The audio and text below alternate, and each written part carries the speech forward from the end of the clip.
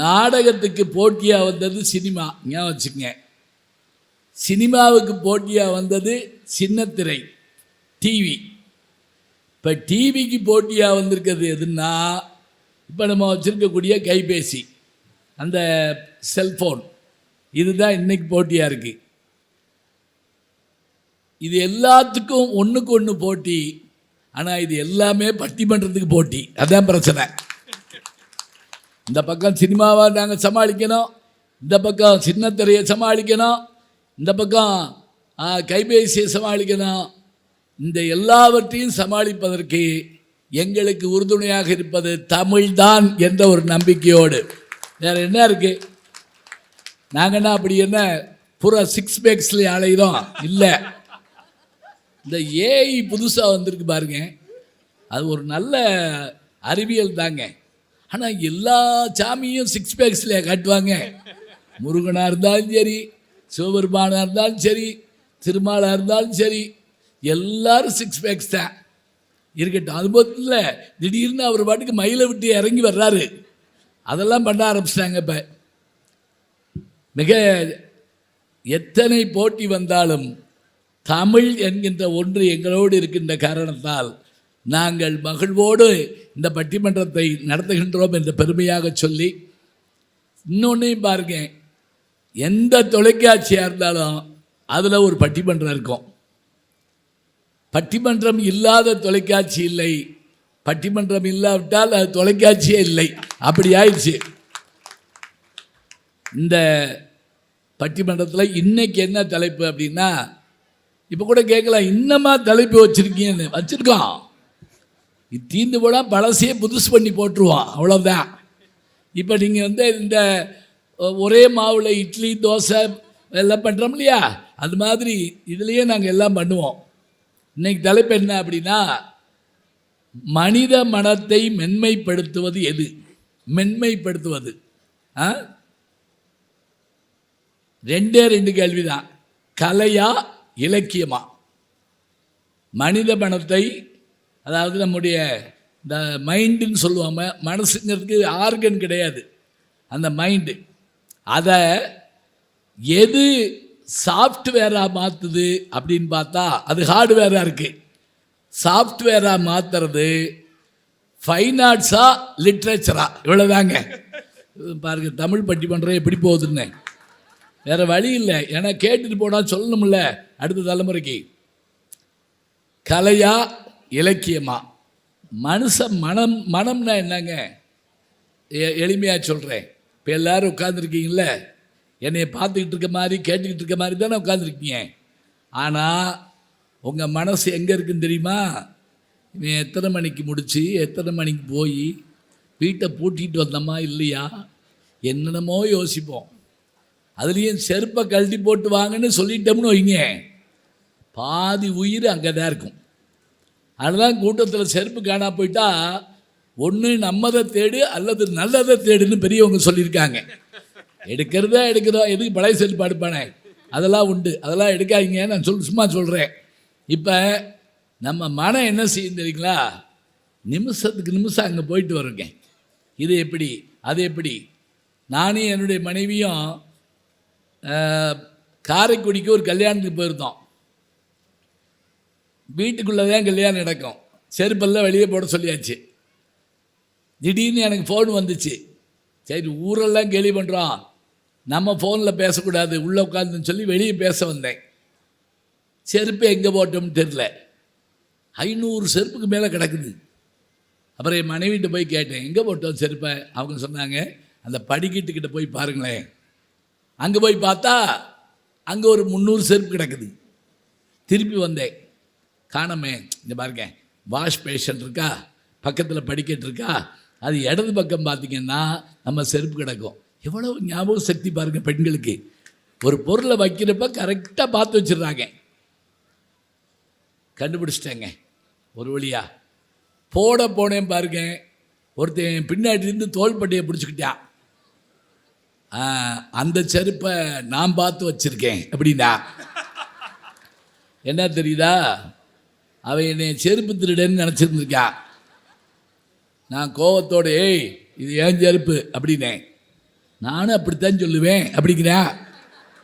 அவன் நம்பவே இல்லைங்க. நான் வேற போயிட்டு வர்றேனா, நல்ல செருப்பா தேடுறான்னு நினச்சிருக்கான். மனம் ஒரு நிமிஷம் இங்கே நிற்காதீங்க. அதை நிப்பாட்டி வைக்கிறது சாதாரணம் இல்லை. இந்த மனம்ங்கிற வார்த்தையை எத்தனையோ பேர் பயன்படுத்தியிருக்காரு. திருவள்ளுவரும் பயன்படுத்துகிறாருங்க.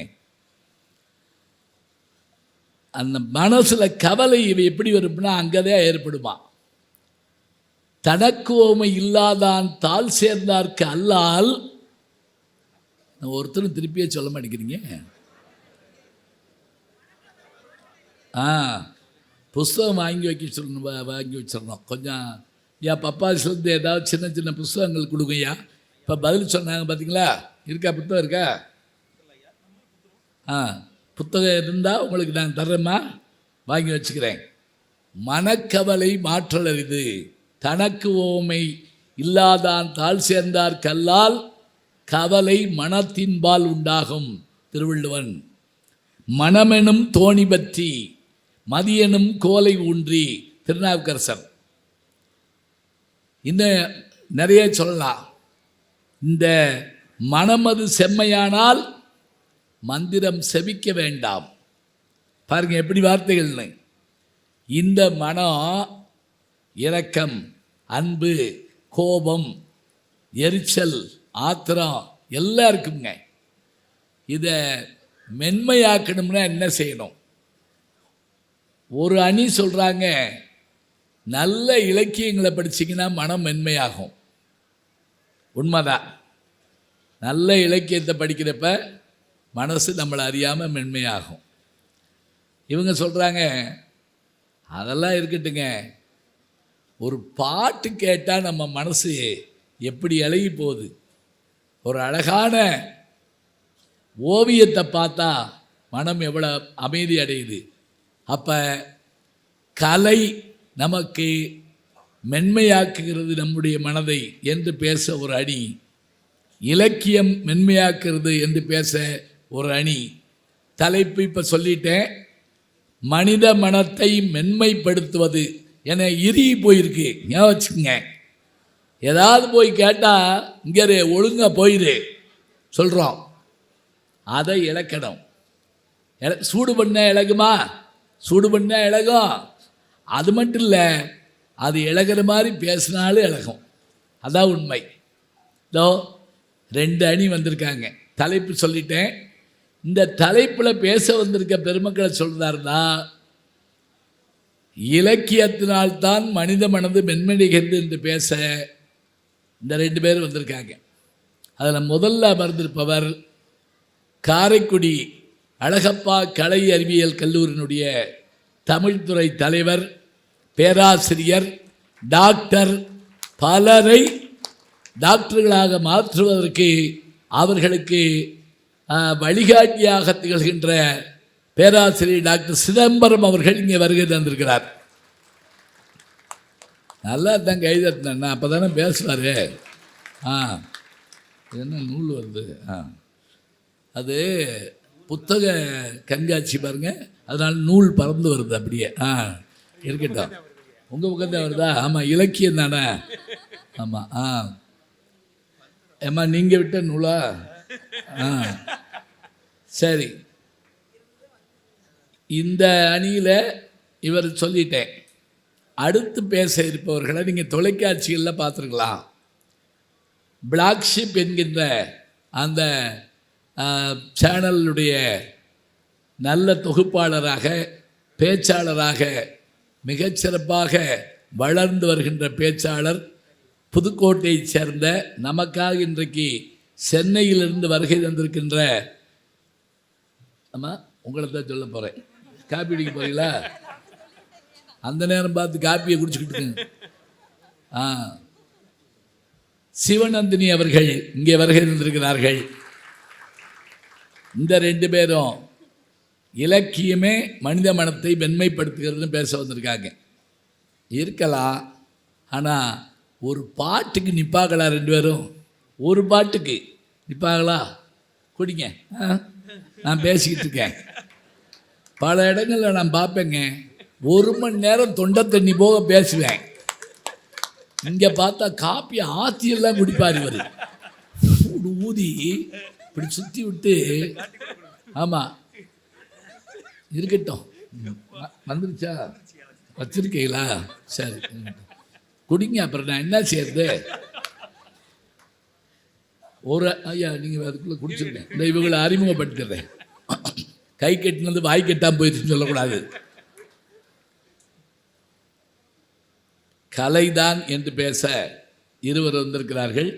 அதில் முதல்ல அமர்ந்திருப்பவர் அவர் நாகர்கோயிலை சேர்ந்தவர், நல்ல பண்பாளர், பேச்சாளர், ஒரு தனியார் கல்லூரியில் பணிபுரிகிறார். எல்லாவற்றுக்கும் மேலே தான் சம்பாதிக்கிற பணத்தில் ஒரு பகுதியை, ஒரு 100 ரூபா சம்பாதிச்சா கூட ஒரு 10 ரூபாயை முதியோர் இல்லங்கள், அனாதை விடுதிகள், படிக்க முடியாத பிள்ளைகள் என்று ஏதோ ஒரு வகையில் தந்து உதவுகின்ற நல்ல பேச்சாளர். இப்போ காரைக்குடி அழகப்பா பல்கலைக்கழகத்தில் டாக்டரேட் பட்டத்திற்காக ஆராய்ச்சி படிப்பை மேற்கொண்டிருக்கிறார். அவருக்கு கைடு யார் தெரியுமா? இந்த இவர் தான். பார்த்தீங்களா, பாரத யுத்தம் மாதிரி தாங்க நடக்குது. துரோணரும் அர்ஜுனன் மாதிரி உட்கார்ந்துருக்காங்க. சரி, இந்த பெருமைகள் எல்லாம் கொண்டிருக்கக்கூடிய நம்முடைய வணக்கத்திற்குரிய நாஞ்சில் நாவரசு செல்லக்கண்ணன் அவர்கள் இங்கே வந்திருக்கிறார். அடுத்து வருபவர் யாருன்னு கேட்டால், இப்போ பேச வர்றப்ப அவருக்கு என்ன தெரியும்னு கேட்பாங்க.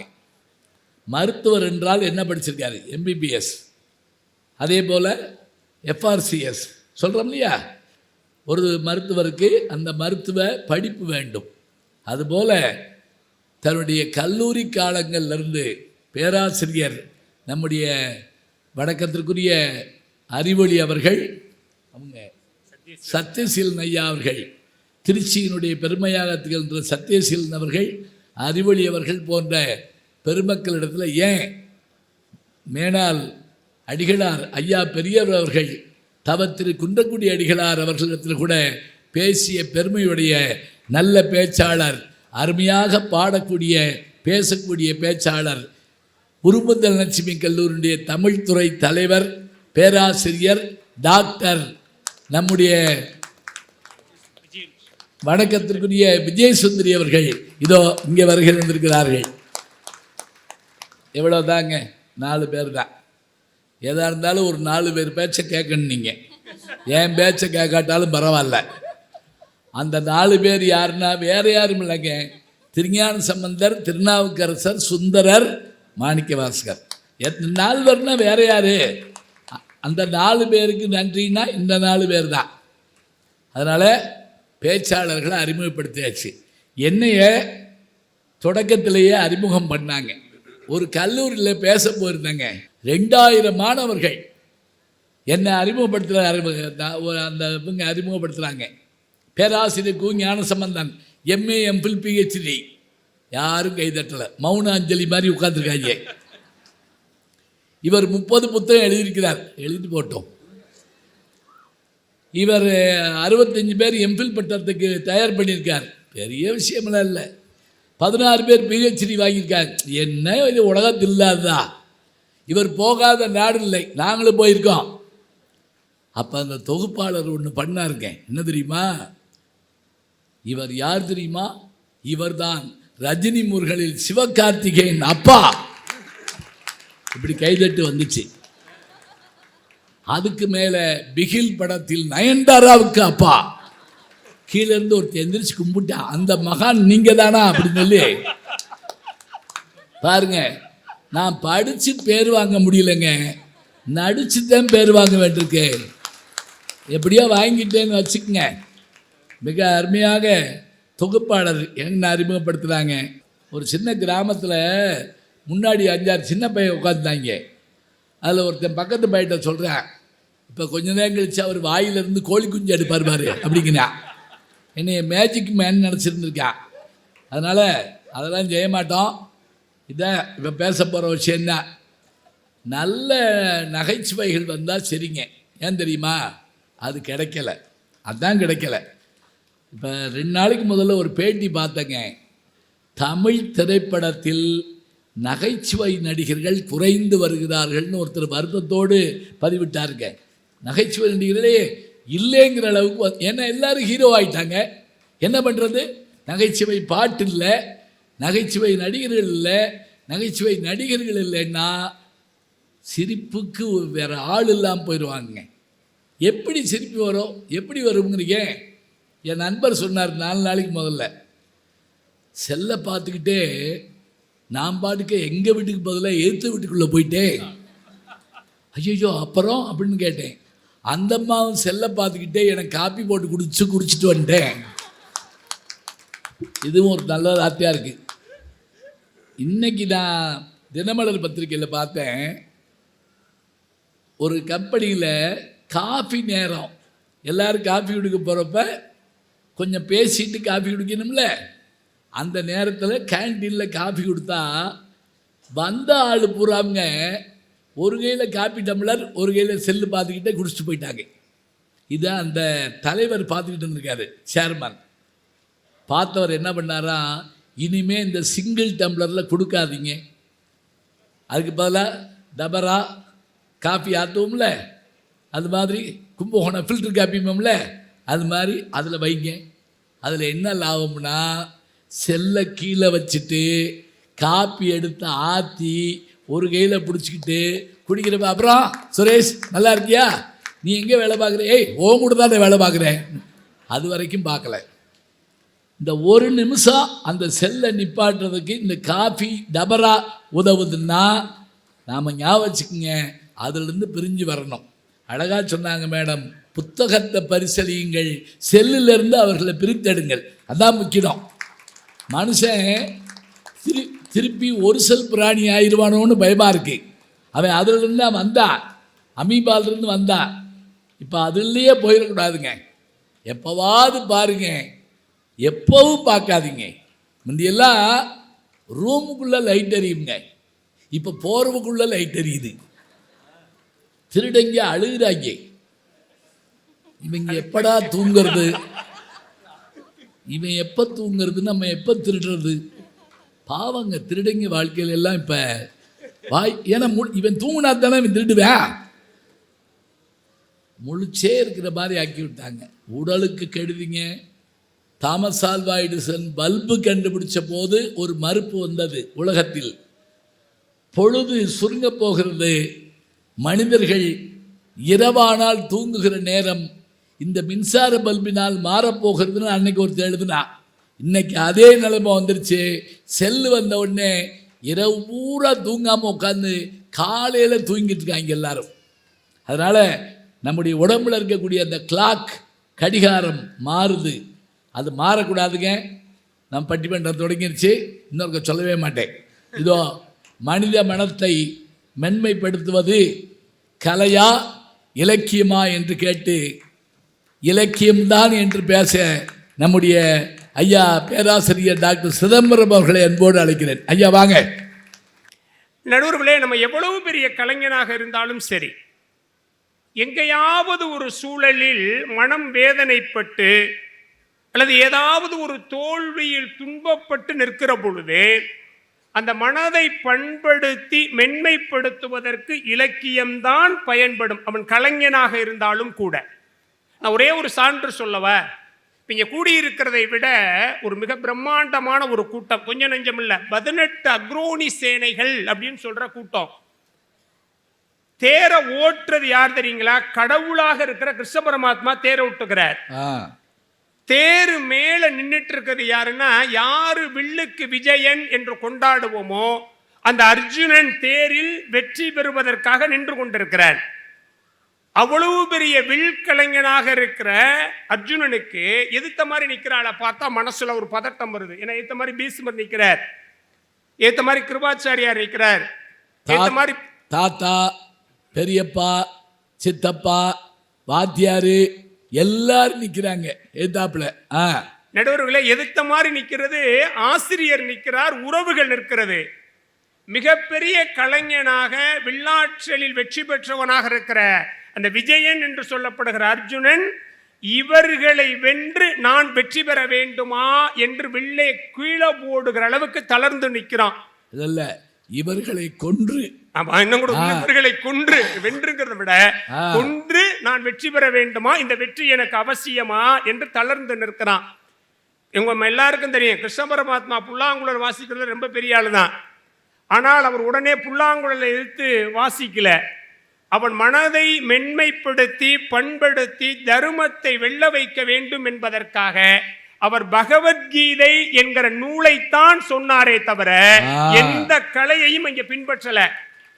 நடுவர்களே, வெளியேயும் போர், மனசுக்குள்ளேயும் போர். இந்த போர்க்கள சூழலில் எந்த கலையையும் நிகழ்த்த முடியாது. ஆனால் ஒரு இலக்கியம் சொல்லி மனித மனத்தை மென்மைப்படுத்த முடியும் என்பதற்கு இன்றல்ல பல ஆயிரம் ஆண்டுகளுக்கு முன்பாக நம்மிடம் சாட்சி இருக்கிறது. அதனால் கண்ணதாசன் ரொம்ப அழகா பின்னாடி வாங்கிட்டு சொன்னார், புண்ணியம் இவை என்று உலகம் சொன்னால் அந்த புண்ணியம் கண்ணனுக்கே, போற்றுவோர் போற்றலும் தூற்றுவோர் தூற்றலும் போகட்டும் கண்ணனுக்கே. கண்ணனே காட்டினான், கண்ணனே தாக்கினான், கண்ணனே கொலை செய்தான், காண்டீபம் எழுக உன் கைவன்மை எழுக களமெல்லாம் சிவக்க என்று கண்ணதாசன் எழுதினார் இல்லைங்களா. அந்த எழுதிய அந்த பகவத்கீதையினுடைய சாராம்சம் தான் அன்று தர்மம் வெல்வதற்கு காரணமாக இருந்தது என்று சொன்னால், மனம் பதட்டப்படுகிற சூழலில் கூட மனதை பக்குவப்படுத்துகிற ஆற்றல் இலக்கியங்களுக்குத்தான் உண்டு, கலைகளுக்கு இல்லை. இன்னொரு செய்தி உண்டு, பல சமயங்கள்ல கலை ஒரு போதை, ஆனால் இலக்கியம் சரியான வாழ்வை காட்டுகிற பாதை. ரெண்டுக்கு வேறுபாடு இருக்கு. நம்ம சில கலைஞர்கள் மேல ரொம்ப அதிகமான விருப்பம் வச்சுட்டோம்னு வச்சுக்கோங்களேன், அது ஒரு மிகப்பெரிய போதையாக மாறிடும். ஒரே ஒரு உதாரணம் சொல்றீங்கயா, நம்ம எல்லாருக்குமே வீரபாண்டிய கட்டபொம்மன் ஒரு படம் வந்தது, யாரும் பார்க்காம இருந்திருக்க மாட்டோம். சிவாஜி கணேசனுடைய ஒரு அருமையான நடிப்புல வந்த மிகச்சிறந்த ஒரு படம். படத்தை எல்லாருமே போய் பார்க்குறாங்க. அதில் நம்ம புரட்சி தலைவர் எம்ஜிஆருடைய ரசிகர்களும் போய் பார்க்குறாங்க.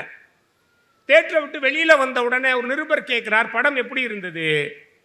அவங்க பதில் சொல்கிறாங்க, படம் ரொம்ப அருமையாக இருந்தது, ஆனால் எங்கள் புரட்சி தலைவர் நடிச்சிருந்தா படமே மாறி இருக்கும்னாங்க. இவர் ஆச்சரியமாக கேட்டார், அப்படி என்ன நடந்திருக்கும்னார். ஒன்றும் இல்லை, சிவாஜி கணேசன் நடிச்சதுனால தான் வெள்ளைக்காரங்க சிவாஜி கணேசனை தூக்குல போட்டாங்க, எங்க எம்ஜிஆர் நடிச்சிருந்தா வெள்ளைக்காரங்களை தூக்குல போட்டிருப்பாங்கன்னு சொன்னாங்க. நடுவர்கள், இதுதான் கலையில் இருக்கிற சிக்கல். சில சமயம் அது போதையாக மாறுகிற பொழுது நம் அறிவை மயக்கி தவறான சிந்தனையின் பக்கம் கொண்டு போய் சேர்த்து விடக்கூடிய சிக்கல் இருக்கிறது நல்ல படத்துக்கே. இன்னைக்கு நீங்க படத்தை நினைச்சு பாருங்க, நீங்க ஒரு காலகட்டத்தில் ஹீரோ இங்கே நிற்பார், ஹீரோயின் இங்கே நிற்பாங்க. இந்த அம்மா சுவாமி நாதா அப்படிங்கும், அவர் அன்பே ஆறுயிரேம்பர், நடுவில் ஒரு ஆறு வேற ஓடும். ஆமா, நடுவரவில் கொஞ்சம் காலம் போனோன்னா அந்த ஆறு ஆலமரமா மாறுச்சு. சரி, அந்த அம்மா அத்தான் அப்படிங்கும், இவர் ஆறுயிரேம்பர். இப்போ அப்படியெல்லாம் இல்லை. இப்போ என்ன ஆயிடுச்சுன்னா, ரெண்டு ஓடி வந்து மோதி கீழே உருளுது. மனிதர் உணர்ந்து கொள்ள இது மனித காதல் அல்ல, அதையும் தாண்டி இது ஒரு எருமை காதல், கழுத காதல்னு சொல்ற அளவுக்கு இன்றைய திரைப்படங்கள் மாறி இருக்கிறதா இல்லையா? நடுவர்கள், என்ன சிக்கல் இருக்கிறது சொல்ல முடியாது. ரெண்டு படத்துல நடிச்சுக்கிட்டு இருக்கேன். இந்த நான் சொன்ன இந்த விஷயம் நீங்க நடிக்கிற படத்தை தவிர மற்ற எல்லா படத்துக்கும் பொருந்தும். சரி, ரைட்டு. நடுவர்கள், அப்படி ஏதாவது நடந்தா கூட நீங்க சரி பண்ணிடுவீங்க, ஏன்னா நீங்க இலக்கியம் படிச்சவங்க, அதனால எங்களுக்கு தெரியும் அந்த விஷயம். நடுவர்களை, என்ன சிக்கல், கலையில் இப்பொழுது தற்காலங்கள் அது வணிகமாக மாறிடுச்சு. இலக்கியம் வணிகம் அல்ல. இன்னும் சொல்ல போனா, யாரும் வணிகம் செய்ய வேண்டும் என்பதற்காக நூல் எழுதுறதில்லை. தான் என்ன நினைக்கிறோம் என்பதை சமூகத்துக்கு பயன்படுத்தி சொல்ல வேண்டும் என்பதற்காகத்தான் நூல். இப்பங்க ஐயா, இப்போ ஒருத்தர் வந்து ஒரு ஹைக்கூ கவிதை புத்தகம் ஒன்று கையில் கொடுத்தாரு. இப்போ நீங்கள் அதை கையில் கொடுத்துட்டு வச்சிருந்தீங்க. சரி, அவர் என்ன வேலை செய்கிறாருன்னு கேட்டேன். அவர் என்ன வேலை செய்யறீங்க? ஹோட்டலில் வேலை செய்கிறாராம். ஹோட்டல், அவர் ஒன்றும் தமிழ் படித்தவர் இல்லை, எங்களை போன்ற பேராசிரியர் இல்லை. ஒரு ஹோட்டலில் வேலை செய்யக்கூடிய ஒருத்தர் இலக்கியம் படைக்கிறார் என்றால் இதுதான் இலக்கியத்தை பண்படுத்துவதற்கான மிக அடிப்படையான காரணம். அவர் எழுதுறாருங்க, வார்த்தைகளற்ற வாக்கியத்தில் முற்றுப்புள்ளி. அவர் எழுதின கவிதைங்கயா, வார்த்தைகளற்ற வாக்கியத்தில் முற்றுப்புள்ளி, புத்தகத்தில் ஈ. என்ன பிரமாதமான கவிதை, அற்புதம். என்ன அப்ப அவரால் அது சாத்தியப்படுகிறதுனா அதுதாங்க மனசை கொண்டு வந்து பண்படுத்தும். இன்னொரு சிக்கல் இருக்குங்க. இப்ப இந்த அம்மா ரொம்ப நல்லா பாடுவாங்க. ஐயா நீங்களே சொன்னீங்க. ஆமா, பாடுவதற்கு பயிற்சி வேணும், நடனம் ஆடுவதற்கு பயிற்சி வேணும். இதையெல்லாம் பயிற்சியுடையவர்கள் தான் செய்ய முடியுமே தவிர, ஆனால் நூலை வாசிப்பது என்பது பயிற்சியுடையவர்கள் மட்டும் செய்ய வேண்டும் என்பதல்ல. யாரெல்லாம் படிக்க முடியுமோ அவர்களெல்லாம் படிக்க முடியும். அது எளியவனுக்கானது. இன்னொரு கேள்வி கேட்கலாம், படிக்காதவங்க எப்படி படிப்பாங்க? உன்னை புரிஞ்சுக்குங்க. ஒன்று படிக்கலாம் அல்லது படிக்க சொல்லி கேட்கலாம். கேட்கலாமா? கேட்க முடியாத? இன்னொரு உண்மை சொல்லவா? படித்தவர்களை விட படிக்காதவர்கள் தான் ரொம்ப புத்திசாலித்தனமாக இலக்கியங்களை உள்வாங்கிக்குவாங்க. இங்கே நேரில் ஒரே ஒரு செய்தி சொல்றேன். எங்க அப்பத்தா படிக்காதவங்க தான். அவங்க ஒரு கதை அப்பத்தானே யாரும் சொல்லுங்க. அப்பத்தானா அப்பாவோட அம்மா. இந்த பக்கம் சொல்ல மாட்டீங்களோ? அவ்வளவுதான். எங்க செட்டிநாடு பக்கம் அப்பத்தாம்பா. அப்பாவுடைய ஆத்தா அப்பத்தா. ஒன்றும் இல்லைங்க, எங்க அப்பத்தா சொல்லி கொடுத்த கதைங்க. அவங்க ஒன்றும் படிக்காதவங்க தான். ஆனால் அவங்க சொல்றாங்க பாருங்க, நமக்கு தெரிஞ்ச கதை தான். காக்கா வடையை தூக்கிட்டு போன கதை தான். ஒரு பாட்டி வடை சுடுது, காக்கா வடையை தூக்கிட்டு போகுது. ஒரு நரி வந்து ரொம்ப அழகா இருக்க, நீ பாட்டு பாடுங்கிறது. உடனே பாடுது, வடை கீழே விழுந்துருது. இந்த நரி வேகமாக, திருடுறவன் ரொம்ப வேகமாக ஓடுவான்ல, அது மாதிரி இந்த வடையை தூக்கிட்டு ரொம்ப வேகமாக ஓடுது, மூச்சு வாங்குது. ஒரு ஆற்றங்கரையில் வச்சுட்டு உள்ளே இருக்க அந்த வடையை தண்ணியை குடிக்க போது வடையை அந்த ஆற்றோட ஓட்டம், நீரோட்டம் இழுத்துட்டு போயிடுது. இப்போ இது கதைங்க. இதுக்கு பின்னாடி இப்போ கதையை மாற்றிருக்கோம். என்ன தெரியுங்களா? அதே பாட்டி, அதே காக்கா வடையை தூக்கிட்டு போகுது, நரி வருது, நீ அழகா இருக்கேன்னு சொல்லுது. அப்போ இது சொல்லுது, நீ இப்படியெல்லாம் பொய் சொல்லி ஏமாத்துவேன்னு எங்கள் அப்பத்தா சொல்லி கொடுத்துருக்குறான். அதனால நான் என்ன பண்ண மாட்டேன், ஏமாற மாட்டேன். வடைய காலுக்கு கீழே வச்சுக்கிட்டு பாடுது, நரி ஏமாந்து போயிடுது அப்படின்னு கதை. நடுவர்களே, இதுக்கு பேர் புத்திசாலி காகம்னு இன்னைக்கு சொல்றாங்க. சரி, நான் ஒரு செய்தி சொல்றேன். இந்த காகம் வேணா புத்திசாலியாக இருக்கலாம், ஆனால் இந்த கதையை மாற்றியவர்கள் அதன் பொருள் புரியாம மாத்துறாங்க. எங்க அப்பத்தா என்ன சொன்ன, படிக்காத எங்க அப்பத்தா என்ன சொன்னா, இங்க இருக்க பாட்டிக்கிட்ட இருந்து காக்கா வடைய திருடுச்சு, காக்கா கிட்ட இருந்து நரி வடைய பொய் சொல்லி வாங்குச்சு. நீ திருடினாலோ அல்லது பொய் சொல்லி ஒரு பொருளை பெற்றாலோ அது உன்னிடம் நிலையாக இருக்காது, வேறொருவரிடம் போய் சேர்ந்து போகும். உழைப்பு தான் பெரியது என்று படிக்காத எங்க அப்பத்தான் படிச்ச யாரோ ஒருத்தர் சொன்ன கதையை உள்வாங்கி அவள் எனக்கு சொன்ன நீதி இன்னைக்கு வரைக்கும் நிற்கிறது. அதனால வள்ளுவன் சொன்னான், கற்றிலன் ஆயினும் கேட்க என்று வள்ளுவன் சொன்னதற்கு காரணம், இலக்கியங்கள் தான் உண்மையிலேயே சமூகத்தை பண்படுத்த முடியும். இன்னொன்று இவங்களோடதுங்க, கலைகள் இருக்கலாம், ஆனால் அதை ஆவணப்படுத்தி அடுத்த தலைமுறைக்கு கொடுப்பது இலக்கியங்கள் தான். நடுவில் இப்ப சிலப்பதிகாரத்தில் அரங்கேற்று காதை அப்படின்னு ஒரு காதை இல்லாமல் போயிருந்தால் அந்த காலத்தில் மாதவி ஆடிய நடனங்கள் எது என்பது இந்த தலைமுறைக்கு தெரியாமலே போயிருக்கும். இன்னும் ஒரு சிக்கல் இருக்குங்க. பெரும்பாலும் கலைகள் மக்களை மகிழ்ச்சிப்படுத்துவது, ஆனால் இலக்கியம் மக்களுடைய மனத்தை உயர்த்துவது. இந்த மகிழ்ச்சிப்படுத்துறது என்கிற ஒரே ஒரு நோக்கம் வந்துட்டு என்ன பிரச்சனை வருது தெரியுமா? கலைகள் மலினப்பட்டு போகிற சிக்கல் வரும். நான் ஒரு நடைமுறை உதாரணம் சொல்லவா? கரகாட்டம்னு ஒரு கலை உண்டு இல்லை, ஒரு அருமையான கலை இல்லை, அது சாதாரண விஷயம் இல்லைங்க. தமிழர் பண்பாட்டினுடைய மிகப்பெரிய எச்சம். அதுக்கு பேரு குடக்கூத்துன்னு பேரு.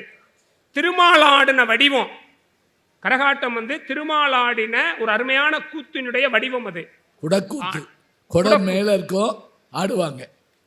அது ஒரு அருமையான வடிவம். ஆனா மக்களை மகிழ்ச்சிப்படுத்துவதுதான் நோக்கம் என்று ஆனதற்கு பிறகு இன்னைக்கு நடக்கிற, நான் கரகாட்ட கலைஞர்களை குறை சொல்லலை, அவர்களை நான் கொண்டாடுகிறேன். ஆனா என்ன சிக்கல்னா, மக்களை மகிழ்ச்சிப்படுத்துவதுதான் நோக்கம் என்று ஆனதற்கு பிறகு இன்னைக்கு ஒரு கரகாட்டம் நடக்கக்கூடிய கோயில் திருவிழாக்கள்ல நீங்கள் குடும்பங்களோட போய் உட்கார்ந்து பார்க்க முடியுமா? அவர்கள் பேசுவதை உங்களால கேட்க முடியுதா? ஏன் தெரியுமா? அந்த கலை மலினப்பட்டு போயிடுச்சு. அப்ப எங்க சிக்கல் வருகிறது என்றால், மகிழ்ச்சிப்படுத்துவது மட்டும் நோக்கம் அல்ல, உயர்த்துவதுதான் நோக்கம் என்று எப்பொழுது வருகிறதோ அதுதான் சிறப்பாக இருக்க முடியும். நடுவில் இப்படி நான் நிறைவு செய்கிறேன். ஒரு உண்மையான, அது கலையாக இருந்தாலும் சரி, இலக்கியமாக இருந்தாலும் சரி, மக்கள் எதை விரும்புகிறார்கள் என்பதை கொடுப்பதல்ல நல்லது, மக்களுக்கு எது நல்லது என்பதை கொடுப்பதுதான் சிறந்தது. அதுதான் சிறந்தது. அக்க இலக்கியம்தான் மக்கள் எதை விரும்புகிறார்கள் என்பதல்ல, மக்களை எது உயர்த்தும் என்பதை மிகச்சரியாக கொடுக்கிற வேலையை இலக்கியம் செய்கிறது. இவ்வளவு ஏங்க, கடவுளுக்கே கடைசியில மனசுல குழப்பம் வந்தா, பிரச்சனை வந்தா, தனியா இருக்கிறப்ப சிக்கல் வந்தா என்ன பண்றதுன்னு முடிவெடுத்து திருவாசகத்தினுடைய ஒரு ஏடை எடுத்துக்கொண்டு கைலாயத்திலே அவர் வச்சிருக்கிறாருன்னா, நல்ல பெரியவங்க சொன்னாங்க, மனம் கரைத்து மலம் கெடுக்கும் வாசகத்தில் மாண்டவர்கள் கணம் சடை என்று உருவேத்தி கண்மூடி கதறுவரோ என்று பேசுகிறார்கள் என்றால், நம் மனதை கரைத்து மனதில் இருக்கக்கூடிய பொறாமை, கலையில பொறாமை உண்டு, ஆனால் இலக்கியத்தில் இது கிடையாது. பொறாமை போன்றவற்றை நீக்கி நம் மனதை மென்மைப்படுத்தி பண்புடையதாக மாற்றி மனித சமூகத்தை உயர்ந்த இடத்தில் கொண்டு போய் நிறுத்துகிற வேலையை கலையை விட நல்ல படித்தறிந்த நூலால் முடியும் என்பதால் தான் தமிழன் மக்களுடைய மனத்தினுடைய குற்றத்தை நீக்குகிற அந்த நூலுக்கு நூல் என்று பெயர் வைத்தான் என்பதாக சொல்லி, நடுவர்களே, கலையை கொண்டாடுவோம், வேண்டாம் என்று சொல்லவில்லை. ஆனால் மனதை பண்படுத்துகிற இலக்கியங்களை வாசித்து ஒரு சமூகம் உயர்ந்த இடத்தை பெற வேண்டும் என்பதற்காகத்தான் இது போன்ற புத்தக திருவிழாக்கள் நடத்தப்படுகின்றன என்கிற செய்தியையும் சொல்லி, நடுவர் அவர்கள் எந்த நேரமும் நூலோடு இருப்பார்கள். இதை தொடங்குறப்போ ஒரு குறிப்பு வேற கொடுத்தாங்க. ஒரு நூலை எங்க கையில எடுத்து கொடுத்து, அதுவும் எங்க பக்கமே வருது பாருங்க, ஒரு நூலை கையில் எடுத்து கொடுத்து இந்த பிரபஞ்சம் எங்கள் பக்கம் தீர்ப்பு சொல்லுங்கள் என்று நடுவர் அவர்களை வேண்டி இருக்கிறது என்பதாக சொல்லி, நல்ல வாய்ப்புக்கு நன்றி பாராட்டி விடைபெறுகிறேன். நன்றி, வணக்கம். கலை போதை, ஆனால் அது கீதை. அவர் நினைச்சிருந்தா புல்லாங்குழல் வாசிக்கலாம், அவர் ஆடாத ஆட்டம் இல்லை. ஆனா அங்க அவர் இலக்கியத்தை தான் கையில் எடுத்தார். அர்ஜுனா, கடமையை செய், பலனை எதிர்பாராது. அந்த வாக்கியம் நல்லா ஞாபகம் வச்சுக்கங்க. தர்மனுக்கு சொல்லலை, பீமனுக்கு சொல்லலை, அர்ஜுனனுக்கு சொல்றார். யாரு கேட்பான்னு தெரியும். நீங்க எல்லாத்தையும் போய் எல்லாம் சொல்ல முடியுமா? இல்லை. அழகா பேசியிருக்காரு. அவருக்கு ஒரு நல்ல கைதட்டை நீங்கள்லாம் கொடுத்துட்டு, இதோ கலை என்கின்ற ஒன்றுக்காக படாத பாடுபட்டு கொண்டிருக்கக்கூடிய நம்முடைய நாஞ்சில் நாவரசு செல்ல கண்ணன் அவர்கள், ஐயா உங்க வாத்தியாரை எடுத்து பேசணும், சரியா? சரியா? ஆ ஐயா, அந்த உலகமே ஒரு கலை அம்சம் தான் ஐயா.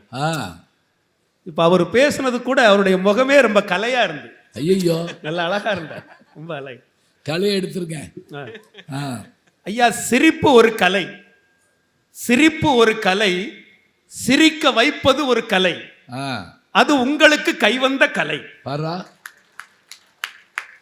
ஐயா, நீங்க நிறைய இலக்கியம் படிக்கலாம், எவ்வளவோ இலக்கியம் படிச்சிருக்கீங்க.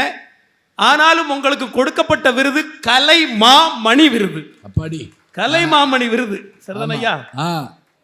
அதனால இப்ப இலக்கியத்துக்கு நாங்கெல்லாம் எதிராளி கிடையாது, படிக்க வேண்டாம் அப்படின்னு சொல்லல.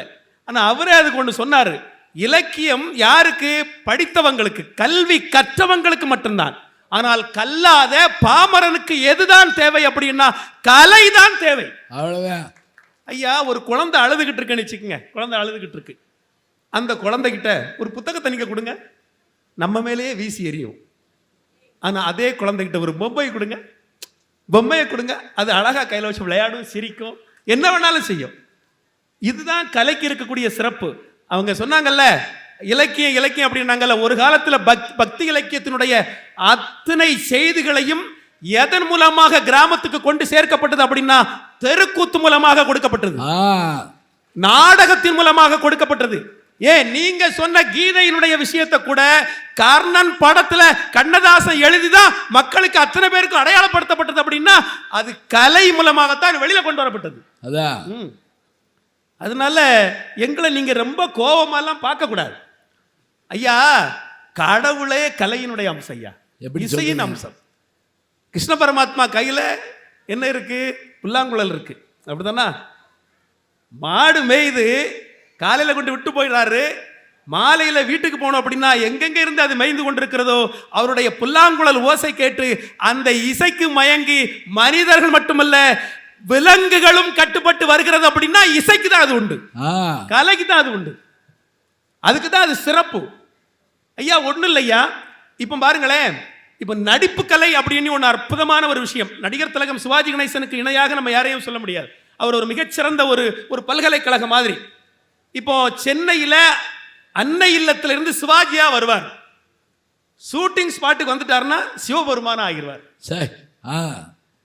அவருடைய நடிப்பை பற்றி அந்த காலத்தில் புரட்சி தலைவர் எம்ஜிஆர் அவர்கள் ரொம்ப அழகா ஒன்று சொல்வார்.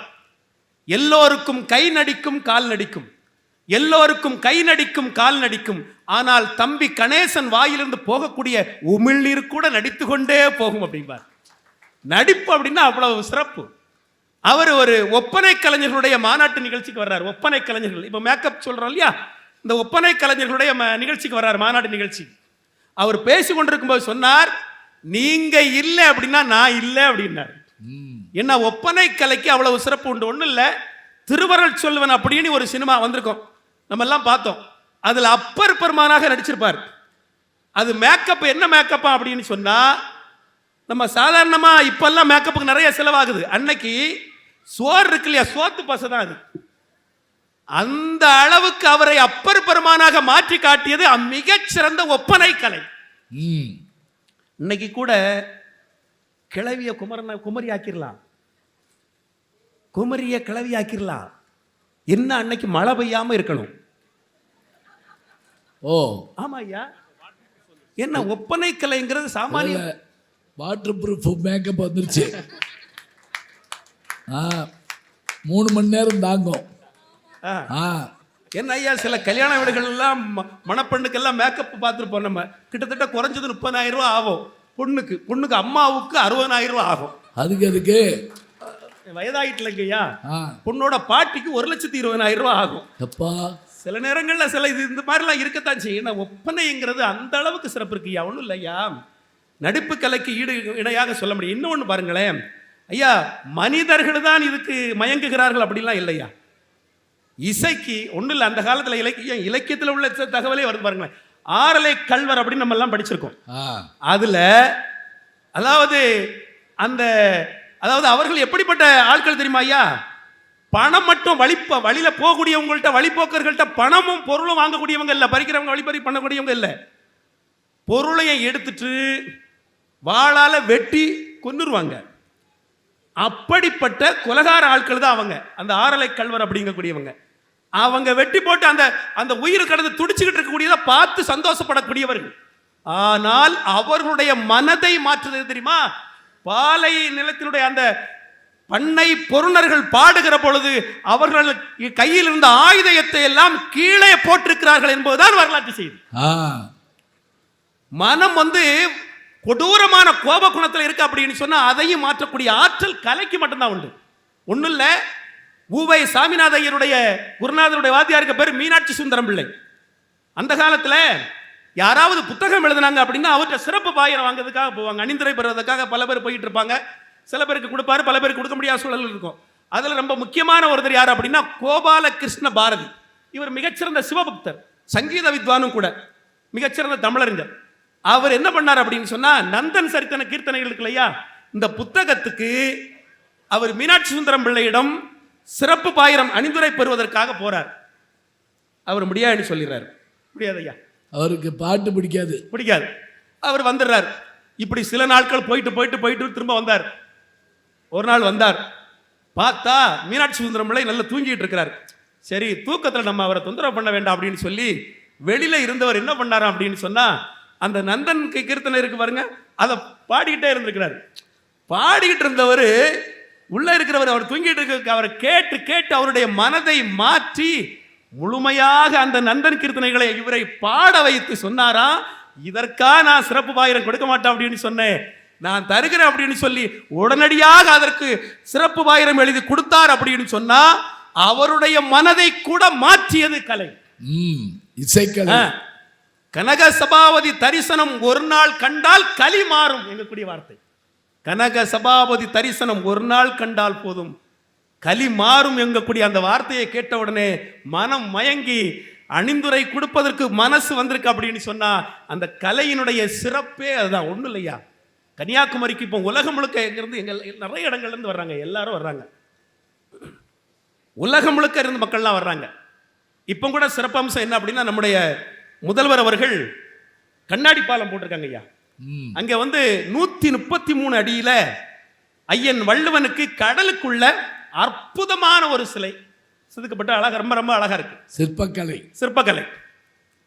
அங்க இருந்து போட்ல எங்க வரலாம் அப்படின்னு சொன்னா விவேகானந்த பாறைக்கு வந்துடலாம். ஐயா, அந்த நீங்க வந்திருப்பீங்க. அந்த விவேகானந்த பாறைக்கு உள்ள போயிட்டு வந்தவங்க எவ்வளவு கொடூரமான மனநிலையில போனாலும் சரி, எவ்வளவு பிரச்சனையில போனாலும் சரி, அந்த அறைக்குள்ள போயிட்டு வந்த உடனே ஐயா பாத்தீங்க அப்படின்னா நம்முடைய மனம் மாறும். கண்டிப்பாக மனம் மாறும், கோபம் மாறும், நம்மளை அறியாமலே ஒரு மாற்றம் வரும். ஞான மார்க்கத்துக்குள்ள நுழைவது போல ஒரு உணர்வு நமக்கு வரும். இது எப்படி கிடைக்கும் அப்படின்னு சொன்னா அந்த கட்டட அமைப்பு. இது போனவங்களுக்கு தெரியும். இன்னொரு சிறப்பு சொல்றேன், கேட்டுக்குங்க. அங்கே இப்ப காந்தி ஐயா 2 நாடகம் பார்த்தாரு ஐயா. வாழ்நாள் முழுவதும் போய் பேசவே இல்லை. அம்மாவினுடைய சத்தியத்துக்கு அவர் மீறி நடந்ததும் இல்லை. மது, மாது, மாமிசம் இவனுடைய வாழ்நாளில் தொடக்கூடாது அப்படின்னு சொல்லி தாயிட்ட சத்தியம் வாங்கினார். கடைசி வரைக்கும் அதை செய்தார். ஹரிச்சந்திர நாடகத்தை பார்த்தார், சரவணன் கதை நாடகத்தை பார்த்தார். அந்த காந்தி மகானுடைய மண்டபம் அங்க இருக்கு ஐயா. அதுல ஒரு சிறப்பு என்ன தெரியுமா ஐயா? அக்டோபர் 2 மட்டும் அவர் பிறந்த நாள் அன்று அவருடைய சிலை இருக்கு இல்லையா ஐயா, சிலைக்கு மேல பகுதியில் பாத்தீங்க அப்படின்னா ஒரு துவாரம் போட்டிருக்காங்க. அந்த அக்டோபர் 2 மட்டும்தான் அந்த துவாரத்து வழியாக சூரிய ஒளி அவருடைய அந்த சிலையில அந்த தலையில படும் அப்படின்னு சொன்னா எவ்வளவு அற்புதமான ஒரு அமைப்பு பாருங்களேன். அதாவது இதெல்லாம் மாற்றத்தை ஏற்படுத்தும். அதாவது இந்த அளவு. அதனாலதான் ஏன் திரைக்கவிஞன் கூட பாடல்கள் சொல்றாங்க இல்லையா, இன்னைக்கு ஒரு படம், ஒரு காட்சி ஒண்ணு இல்லையா, 1000 சொற்களால் செய்ய முடியாத விஷயத்தை, 1000 சொற்களால் செய்ய முடியாத விஷயத்தை ஒரு படம் நமக்கு செய்து காட்டும். ஒண்ணு இல்லைங்க ஐயா, சொல்லிடுறேன். பிறப்புல இருந்து வாழ்க்கையில முதல்ல தொட்டில் இருக்கக்கூடிய நேரத்தில் அம்மா நம்முடைய தாயார் தாலாட்டு பாடுறாங்க. அதுல இருந்து நம்முடைய வாழ்க்கையின் நிறைவு பகுதி வரை நமக்கு கூடவே வர்றது கலைதான் வரும். கலைதான், அது இல்லாம முடியாது. இன்னொன்னு சொல்றேன் கேட்டுக்கீங்க. பெருங்கதை நம்ம படிச்சிருப்போம். அதுல உதயணன் மதம் பிடிச்ச யானை ஐயா, மதம் பிடிச்ச யானைக்கு அடங்காம இருக்கு. அந்த யானையை வீணை வாஸ்தே அடக்குனான் அப்படின்னு சொன்னா அது கலையினுடைய மிகப்பெரிய சாராம்சம். அந்த நாய் அந்த யானை கடைசியில் என்ன பண்ணுது பாருங்க. உதயணன் என்னெல்லாம் செய்தாரோ, என்னெல்லாம் சொல்றாரோ அது அத்தனையும் செய்து காட்டுறது. செய்து அதுக்கு அடிமை வேலை செய்தது மாதிரி ஒரு குரு குருவுக்கு சீடன் எப்படி நடப்பாரோ அதே மாதிரி பணிவிடை செய்யக்கூடிய அளவுக்கு அவனுடைய வீணை வாசிப்பு இருந்திருக்கு அப்படின்னா இசைக்கு அது மயங்கி இருக்கிறது. அப்போ ஒன்னே சொல்லி முடிச்சிடறேன் ஐயா. இந்த சிற்பம், ஓவியம், இந்த 2 கலை இருக்கு இல்லையா, இந்த 2 கலைக்கும் ஒரு ஒற்றுமை இருக்கிறது. சிற்பத்துக்கும் ஓவியத்துக்கும் நம்முடைய வாழ்க்கைக்கும் தொடர்பு இருக்கிறது. எப்படின்னா ஐயா, ஒரு பாறை, இந்த பாறையில் தேவையில்லாததை எல்லாம் அகற்றினால் அது சிற்பம். பாறையில் தேவையில்லாததை எல்லாம் அகற்றினால் அது சிற்பம். ஓவியத்தில் எதையெல்லாம் சேர்க்க வேண்டுமோ அதையெல்லாம் சேர்த்தால், வண்ணங்களை சேர்த்தால் அது ஓவியம். நம்முடைய வாழ்க்கையிலே நம்மிடம் இருக்கக்கூடிய குணம், எதையெல்லாம் மாற்ற வேண்டுமோ பாறையில் சேர்க்குவது மாதிரி எதையெல்லாம் மாற்ற வேண்டுமோ அதையெல்லாம் மாற்றினால் சிற்பம் போல் நம்முடைய வாழ்க்கை இருக்கும். எதையெல்லாம் சேர்க்க வேண்டுமோ அதையெல்லாம் சேர்த்தால் மிகச்சிறந்த ஓவியமாக நம்முடைய வாழ்க்கை அமையும். அதனால் இலக்கியத்தை குறை சொல்லவில்லை. மனித மனத்தை, அதை இசையாக இருக்கலாம், நாடகமாக இருக்கலாம், கூத்தாக இருக்கலாம், திரைக்காட்சியாக இருக்கலாம், அத்தனையும் சிறப்பு ஒரு பாடலுக்கும் ஒரு இலக்கியத்தை தவிரக்கும் கலை அம்சத்துக்கு தான் இருக்கும் என்று சொல்லி உலகமே நாடக மேடை, உலகமே கலை அம்சமே என்று சொல்லி வாய்ப்பளித்த அத்தனை பெருமக்களுக்கு நன்றி பாராட்டி விடைபெறுகின்ற நண்பு வணக்கம் ஐயா. உண்டு குறைச்சா அழகு சிற்பம், ஒன்ன கூட்டினா அழகு ஓவியம். முடிஞ்சு போச்சு. வாழ்க்கையில் எதை குறைக்கணுமோ குறைங்க, எதை கூட்டணுமோ கூட்டுங்க, அவ்வளோதாங்க. அழகாக பேசியிருக்காரு. நல்ல கலைகள்.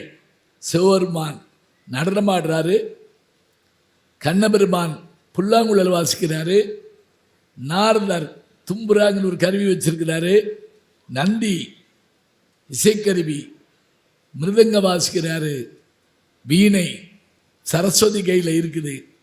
இத்தனையும் கலை என்று அவர் பேசியிருக்கிறார். இப்போ ஆண்கள் பேசிட்டாங்க.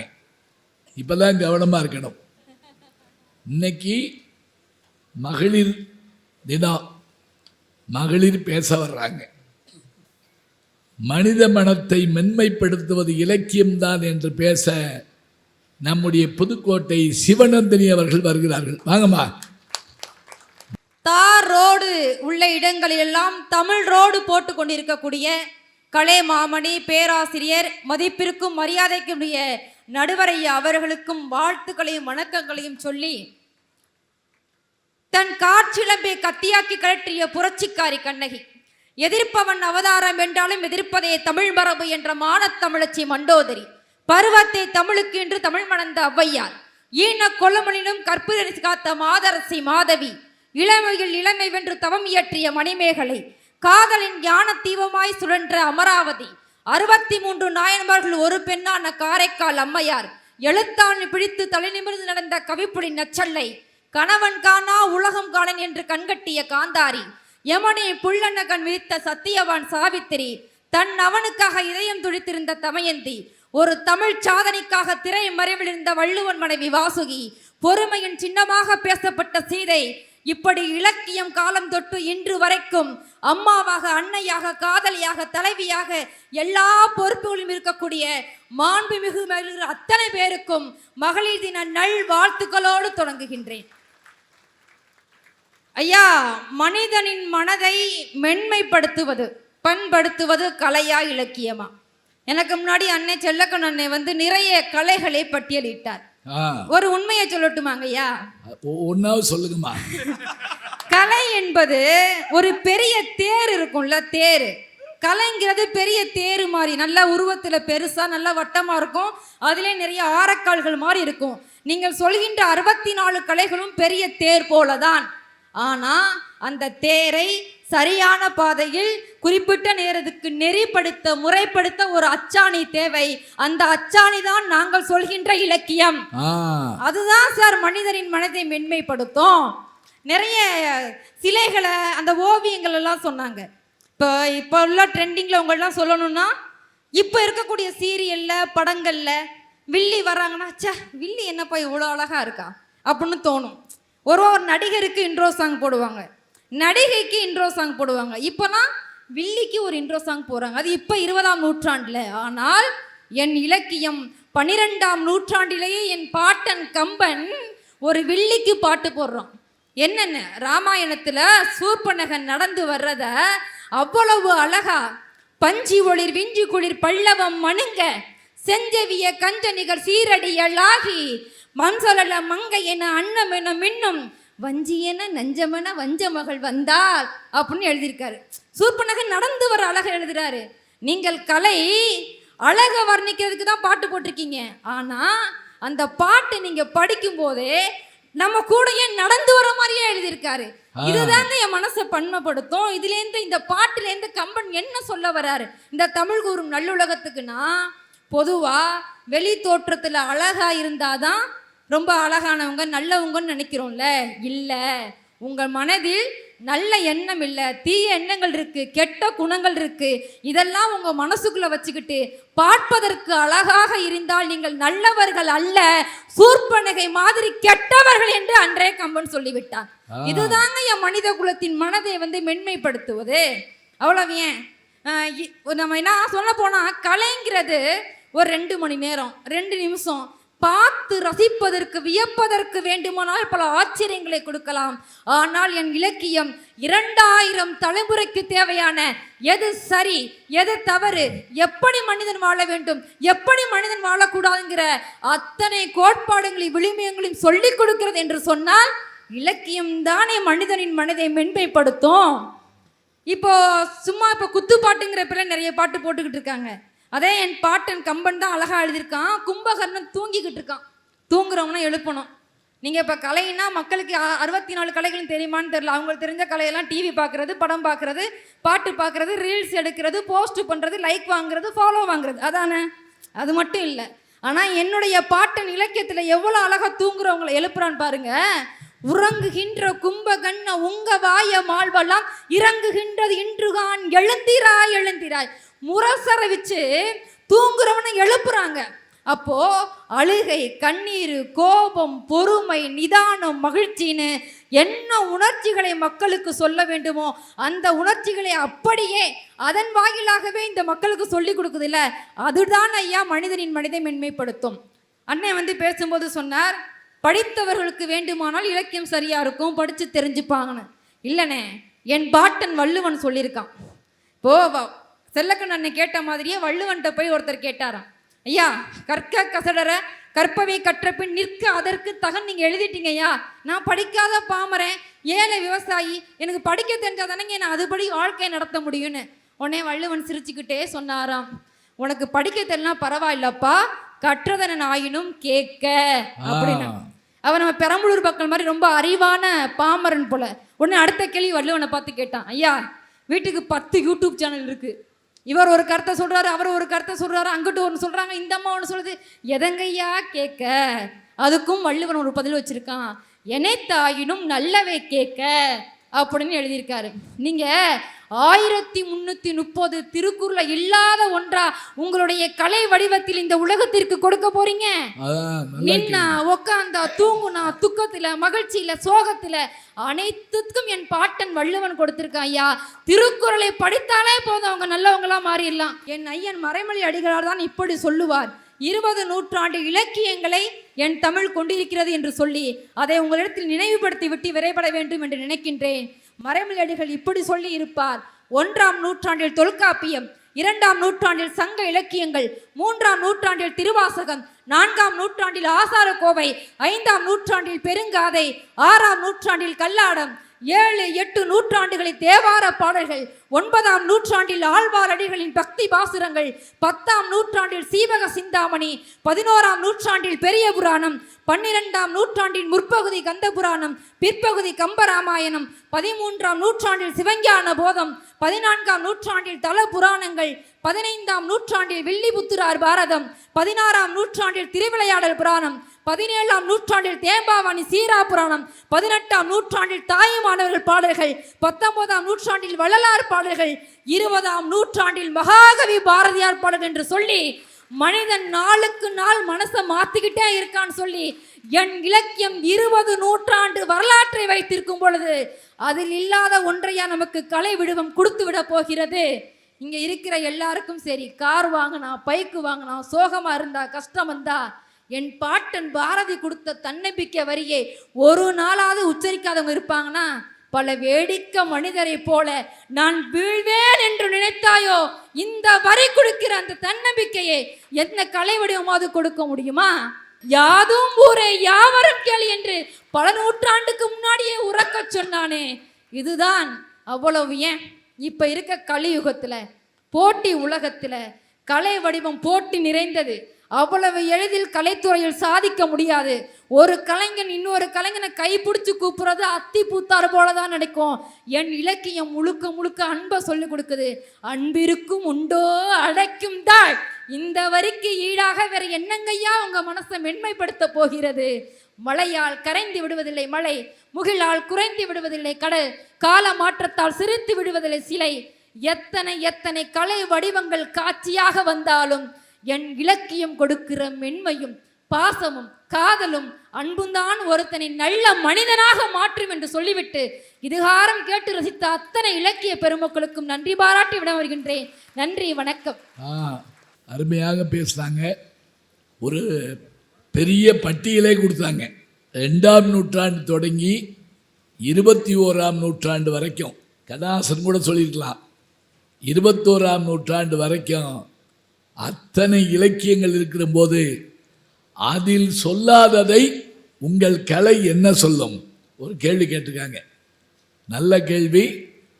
அன்னைக்கு இருந்த வில்லி சூர்பனகை, அவர் சூப்பர் நகையோடு வர்றான், அப்படியே சிரிச்சுக்கிட்டே. இப்பயும் வில்லி இருக்காங்க, அதையும் சொன்னாங்க. இப்போ இந்த அணியினுடைய நிறைவு பேச்சாளராக மிக அருமையாக பாடலோடு செய்தியை தரக்கூடிய நம்முடைய வணக்கத்திற்குரிய பேராசிரியை டாக்டர் விஜயசுந்தரி அவர்கள், 1000 தான் நீங்கள் இலக்கியம் என்று சொன்னாலும் கலை என்ன செய்யும் என்பதை இதோ பேச வருகிறார். அவங்க பேசி முடிச்ச உடனே நான் தீர்ப்பு சொன்ன உடனே நம்ம வீட்டுக்கு போகிறோம். சரியா? ஆமாம், நன்றி நன்றி. வாங்க. அமுதே தமிழே அழகிய மொழியே எனதுயிரே, சுரம் தரும் கவி பலதா சுவையோடு கவிதைகள் தா தமிழே நாளும் நீ பாடு அமுதே தமிழே அழகிய மொழியே எனதுயிரே. போதும் எந்திச்சு போங்க 2 பேரும் ஒரே பாட்டு. நிகழ்ச்சி ஆரம்பிக்கிறதுக்கு முன்னால இவ்வளவு பெரிய கலை நிகழ்ச்சி ஏன் தெரியுமா? இலக்கியம் நம்மை தனிமைப்படுத்தும், ஐயோ கலைதான் நம்மை ஒன்றுபடுத்தும். மறந்துடாதீங்க. தனியா உட்கார்ந்து ஒரு புத்தகம் படிக்கலாம், அழுவலாம், சிரிக்கலாம். ஆனா கலையை ரசிக்கிற பொழுது எல்லாருமாக சேர்ந்து உட்கார்ந்து, அதனாலதான் கூடி இருந்து குளிர்ந்தேலோர் எம்பாவாய்னா. அப்படி குளிர்ந்து ஒன்றை கூடி மகிழுகிற சிரம் கலைக்கு மட்டும்தான் உண்டு. என் அன்பு சகோதரி 2000 ஆண்டுகால இலக்கியத்தை பட்டியலிட்டார். நான் பாராட்டுகிறேன், மகிழ்ச்சி அடைகிறேன். அவ்வளவு அழகான மனப்பாட திறன் வைத்திருக்கிற சிவநந்தனிக்கு ஒரு முறை பலத்த கரவொலியை எழுப்புங்கள். ஆனா அந்த பொண்ணு இவ்வளவு நேரம் பேச்சு கலை என்ற ஒன்றை பயன்படுத்தி தான் அந்த 1 நூற்றாண்டு வரலாறை ஒப்பிச்சிட்டு போனாங்களே தவிர, புத்தகத்தை பூரா அப்படி மேடையில அடுக்கி வச்சுட்டு போயிருந்தா ஒருத்தர் திரும்பி பார்த்திருப்பீங்களா? இன்னொரு புத்தகம் இருக்கு, கேள்வி கேட்க விட்டேன். பேச்சு கலை என்ற ஒரு அற்புதமான கலை. ஐயா எதிர்கட்சி தலைவர் சொன்னாரு, நீங்க நிறைய நூல்களை, அது என்னது, கார் முதல் வான் வரை அப்படி வச்சுக்கலாம், புத்தகங்களை வானில பறக்கும் பொழுது கூட புத்தகம் படிக்கிறார்கள். யாருங்க புத்தகம் படிக்கல? எல்லாரும் தான் படிக்கிறாங்க. ஆனா எத்தனை பேருக்கு உங்களை போல மேடையிலே அழகொழுக நகைச்சுவையோடு ஒரு கருத்தை சொல்ல தெரியும்? நான் கேட்கிறேன். புத்தகம் குப்பனும் சுப்பனும் தான் படிக்கிறான். அவன் படிச்சான்னா இலக்கியம் அவன சத்தம். ஆனா அவன் படித்த கருத்தை பலருக்கு முன்பு ஒரு கலையாக்கி கொடுக்கிற பொழுது படிக்காதவனையும் அந்த கலை உயர்த்துகிறதா இல்லையா? அதுதான் கலைக்கு இருக்கக்கூடிய தனித்த அழகு. அப்புறம் ரொம்ப பெருமையா சொன்னாங்களே, நான் ஒன்னே ஒன்று உங்களை கேட்கிறேன், உங்க இலக்கியம் சொன்னது பூரா கலையோட பெருமையை தான். சரி, கலையை பத்தி பேசாம உங்க இலக்கியம் இருக்க முடியுமா? அறிவியலை எழுத வேண்டியது தானே. அறிவியலை கூட கலைநயத்தோடு சொன்னால்தான் மக்களுக்கு போய் சேரும் என்பதால் கலைகளை சொல்லி தனக்கு ஒரு அங்கீகாரத்தை தேடிக்கொண்டது இலக்கியம். கலையை சொல்லலைன்னா உங்க இலக்கியமும் சமையல் புத்தகமும் ஒண்ணு. ஐயோ ஆமாய்யா, ஆமா, இதுக்கப்புறம் இதை போடணும், இதுக்கப்புறம் இது போடணும்னு எழுதிக்கிட்டு இருந்தா நல்லா இருக்குமா? சொன்னாங்க அன்பு சகோதரி, எப்படியா வில்லி நடந்து வர்றதுக்கு பாட்டு போட்டார். அதே ஒரு கலை. எப்படி? பஞ்சியொளிர் விஞ்சு குளிர் பல்லவமணுங்க, ஐயோ செஞ்சவிய கஞ்சனிமிர் சீரடியளாகி அம்சொல் இளமஞ்சயன அன்னமென மின்னும் வஞ்சியன நஞ்சமென வஞ்ச மகள் வந்தாள். வில்லிக்கு போடுற டியூன்ல பாடுனாதான் வில்லிக்கே பெருமை. அந்த காலத்துல எல்லாம் தெருக்கூத்துன்னு ஒண்ணு உண்டு. ராத்திரி 10 மணிக்கு மேலதான் கூட்டம் சேரும். அதுல படிச்சவன், படிக்காதவன், ஏழை, பணக்காரன், படுத்தவன், இருக்கிறவன், எந்திரிச்சவன், எல்லாருக்கும் அவங்க இலக்கியம் படிச்சவங்களுக்கு மட்டும்தான். ஆனா எங்க கலை எல்லாரையும் சமமா நினைச்சு ஒரு தரையில உட்கார வைக்குங்க. அவ்வளவுதான். அங்க படிச்சவனும் உட்கார்ந்துருப்பான், துணை வேந்தரும் உட்கார்ந்துருப்பான், துணி துவைக்கிறவனும் உட்கார்ந்துருப்பான். 2 பேரும் அந்த கலையை பார்ப்பாங்க. அதுல பாத்தீங்கன்னா அறிமுகப்படுத்துவாங்க. கட்டழகி பொட்டழகி எப்படி 12 மணிக்கு காந்தாரி ஒய்யாரி 16 வயது பருவமங்கை எங்கள் அணியில் 32 ஆண்டுகளாக நடித்துக் கொண்டிருக்கிறாரும்பா. 16 வயது பருவமங்கை 32 வருஷமா அவங்க கம்பெனிலே நடிச்சுக்கிட்டு இருக்கிறாங்க. போதும்ல.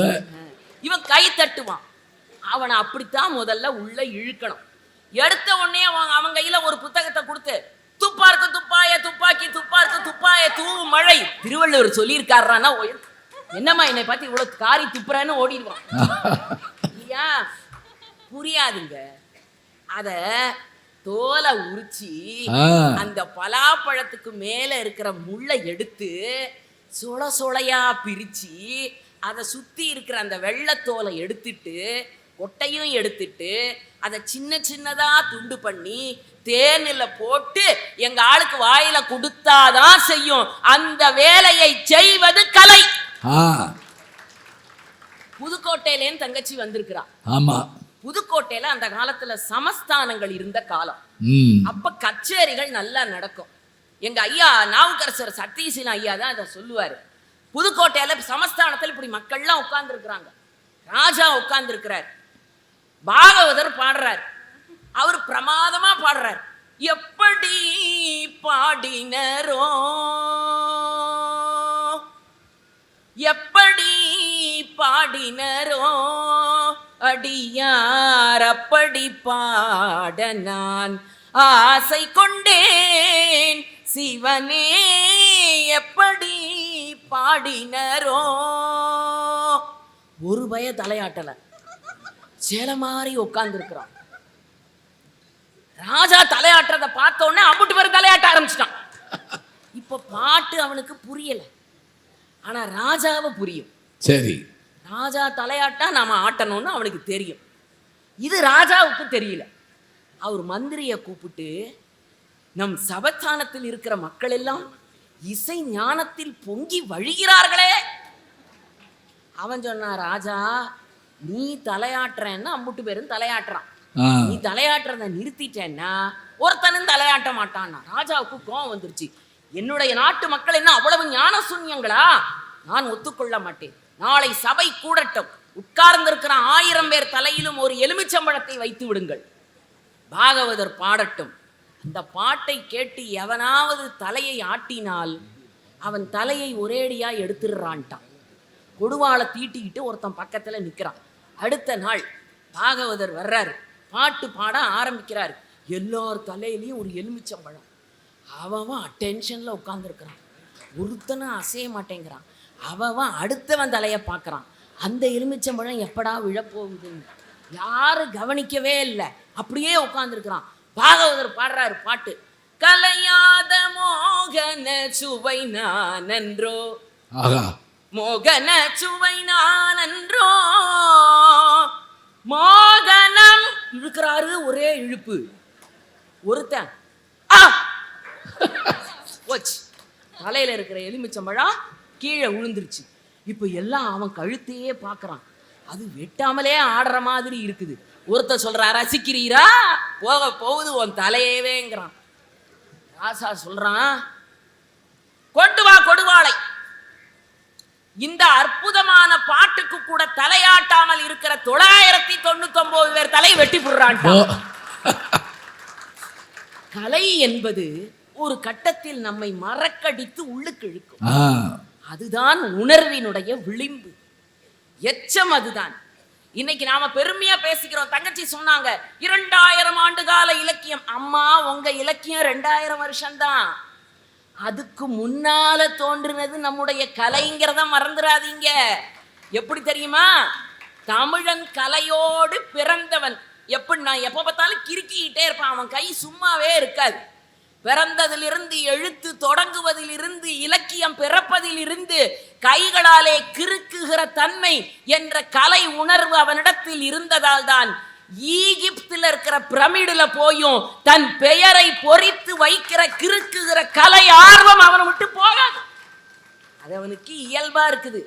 இன்னைக்கும் பாத்திரத்துல பெயர் வெட்டுற மரபு நம்ம கிட்ட தானேயா இருக்கு. ஆமா, எந்த ஊர்லயாவது பாத்திரத்துல பேர் வெட்டுறானா?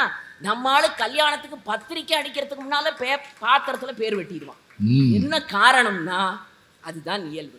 அப்புறம் ஒண்ணு சொன்னாரு, என்னன்னா சிவபெருமா பெரிய பிரளயமே வந்துட்டாலும் திருவாசகத்தில் ஒரு வாசகத்தை எடுத்து வைத்துக் கொண்டார். அது இலக்கியம் அல்லவா? அவருக்கு ஒரு பாட்டு பாடுமா? பாடியே தீரணும் இன்னைக்கு. ஐயா, ஒண்ணுமே வேணாம். நீங்க ஒரு ஓவியத்தை வரைஞ்சிட்டு அதை வரைஞ்சவர் பக்கத்திலே உட்கார்ந்துருந்தாதான் அந்த ஓவியத்தை உங்களால ரசிக்க முடியுமா? இல்ல, அந்த ஓவியத்தை வரைஞ்சி வச்சுட்டு ஓவியர் போயிடலாம். சரி, ஒரு சமையல் கூட்டமா செய்யுது. அந்த அம்மா செஞ்சுட்டு பக்கத்திலேயே நின்றுகிட்டு இருந்தாதான் அதை சுவைக்க முடியுமா உங்களால? அந்த அம்மா எப்ப செய்யுதுன்னே தெரியாது, செஞ்சு வச்சுட்டு போயிடும். அப்புறம் நீங்க சாப்பிடலாம். பாட்டு, இப்ப பாடுறவர் முன்னால உட்கார்ந்து கேட்டாதான் பாட்டா? எங்கிருந்தோ அப்படி வரும். அப்படி வந்து காதுல வந்து விழும். பாட்டும் நானே பாவமும் நானே பாடும் முன்னை நான் பாட வைத்தேனே. அப்ப பாடுறவர் பக்கத்துல எதிர்த்தாப்புல இருக்கணும்னு அர்த்தம் இல்லை. உலகத்தில் இருக்கிற 64 கலைகளிலும் அந்த கலையையும் அந்த கலையை தருகிறவனையும் பிரித்து பார்க்கலாம்.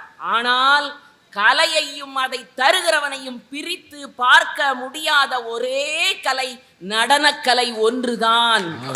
அதனால நடராஜர் முடிவு செஞ்சாரு, வேற ஏதாவது ஒரு கலை வடிவத்துல ஒரு இலக்கியமான உட்கார்ந்து இருந்தா என்ன பூட்டி வச்சிருவீங்கடா, கரையானுக்கு இரையாக்கிடுவீங்கடா, படிக்க மாட்டீங்கடா, போனா போய் தொலைது. அந்த நடனக்கலை வடிவத்திலாவது என்னை நீ பார்த்து உன்னுடைய அருளை வேண்டி பெற்றுக்கொள் என்பதற்காகத்தான் திருவாசகத்தை தெரியாதவனுக்கு கூட திருநடன காட்சி உணர்த்த வேண்டும் என்ற நடனக்கலை அப்படி வச்சா நம்ம தமிழ. அது மட்டும் இல்லை, ஒரே ஒரு காட்சி சொல்றேன். வாழ்க்கையில கலை எப்படி மாற்றிச்சுன்னு அவர் சொன்னாரு. போருக்கு போகிற பொழுது பெரிய பகவத்கீதையெல்லாம் சொன்னது நாங்கள் தானே ஐயா. கேட்கிறவன் அர்ஜுனனா இருந்தா நீங்க பகவத்கீதை சொல்லலாம். நம்மாளு பூரா ஒண்ணும் தெரியாதவன், அவன் அன்னாடங்காட்சி மரணத்தை வென்றிடும் அப்படின்னா ஐயோ பயந்தடிச்சு ஓடிடுவான். இவர் ஏதோ பெரிய ஞானத்தை சொல்ல போறாரா, இல்ல அதுலயே செத்துருவான், மரணம் வந்துருவான். அப்ப அவனை என்ன செய்யணும், இழுத்து பிடிச்சி உட்கார வச்சு ஒரு உணர்ச்சியை கொடுக்கணும். அப்ப எப்படி பாட்டு போடணும், போர்க்களத்துல போய் ஒப்பாரி வைக்க கூடாதுங்க. போர்க்களத்துக்குன்னு ஒரு ராகம் இருக்குது. போர்க்களத்துக்கு போகிறவனுக்கென்று ஒரு வீரத்தை ஒரு உணர்ச்சியை கொடுக்கணும். ஜக்கம்மா பாடுறானா இல்லையா, அதே வீரபாண்டிய கட்டபொம்மல்ல வேறில்லை திக்கம்மா அப்படின்னதும் தூங்கிக்கிட்டு இருந்தவங்க கூட படார்னு எழுந்து ஒரு வாழை சொல்லிக்கிட்டு போருக்கு கிளம்பிடுவான். காரணம் அந்த பாட்டு அவனுக்கு அந்த உணர்ச்சியை கொடுக்கும். அதான் கலைக்கு இருக்கிற பெரிய சிறப்பு.